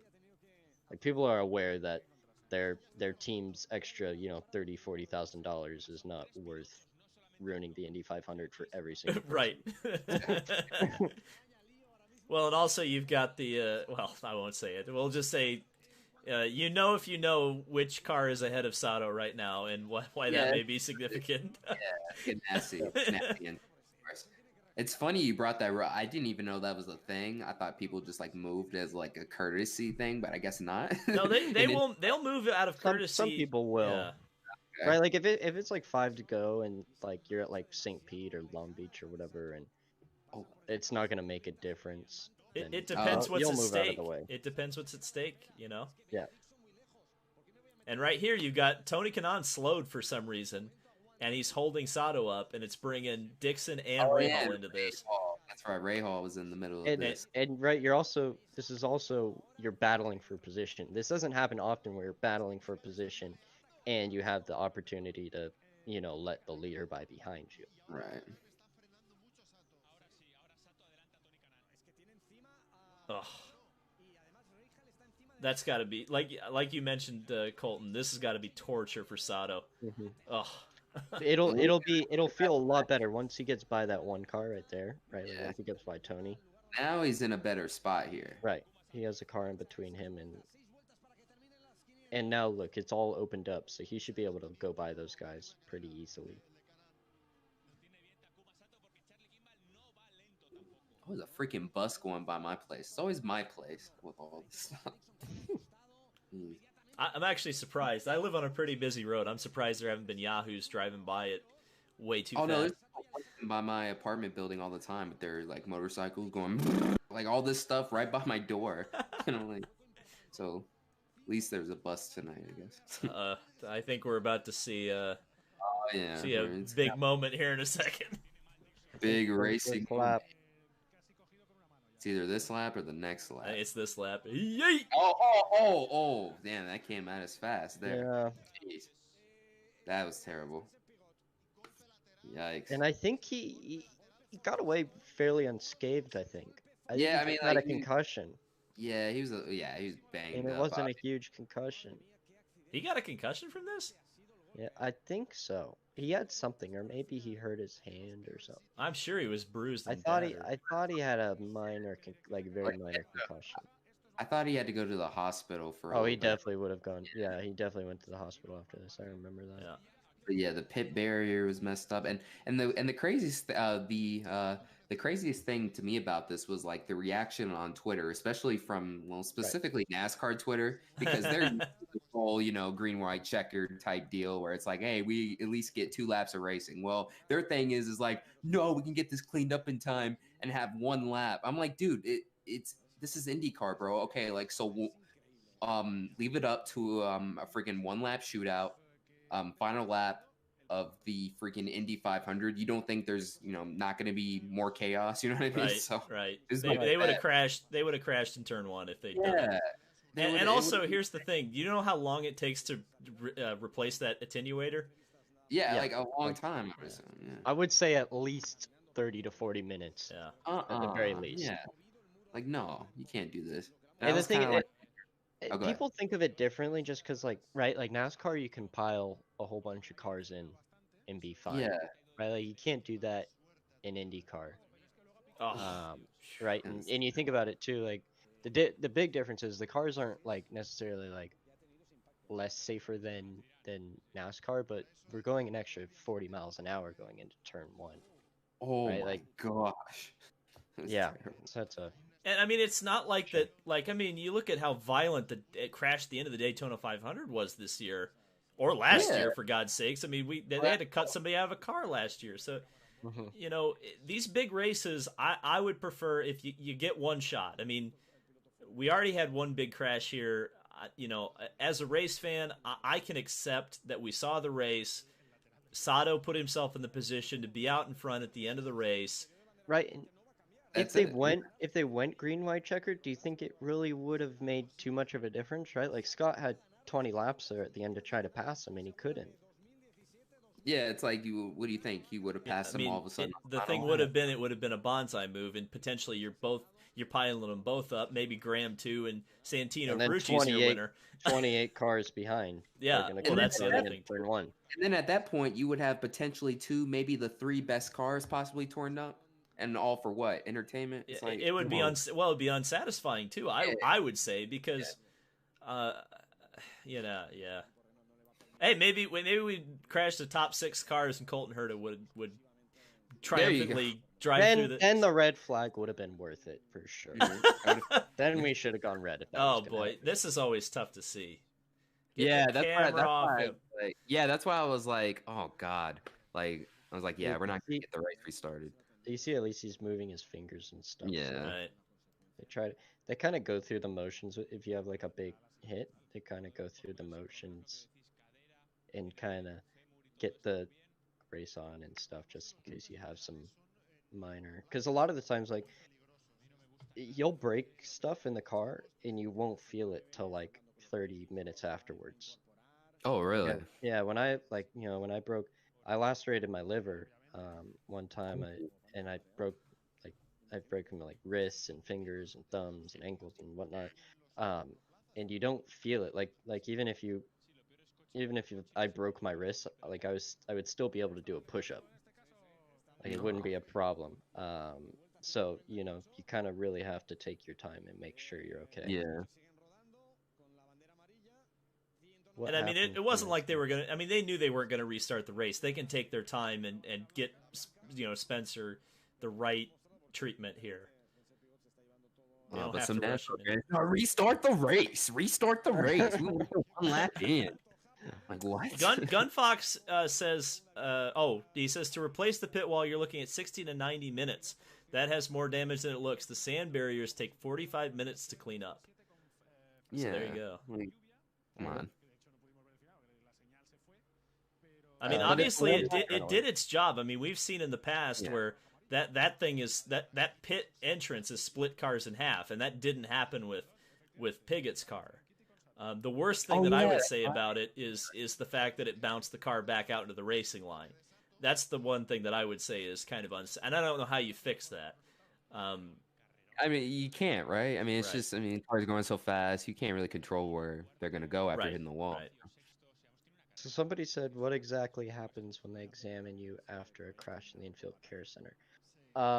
So that it's almost like just a straight up checkup, and they just check everything for signs of concussion or injury.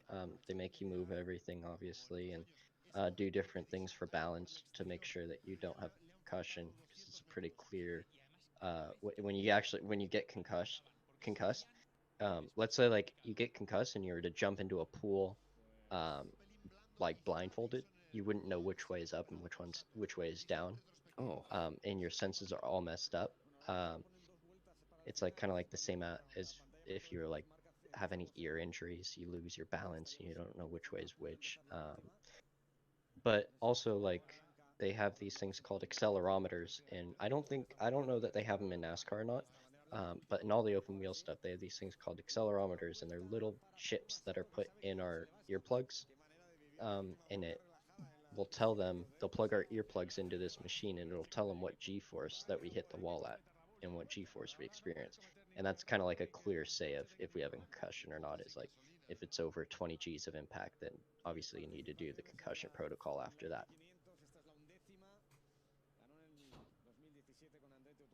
So there you go. And I think I'm in here alone now. No. No. Oh, we were just listening. That was good stuff. Yeah. I was just checking. I don't know. I've never been to the infield care center, so I can't add anything to that. Yeah, I got no clue. I just see you guys walk by. Usually the drivers are pretty pissed whenever so I just like try and like stay away from that.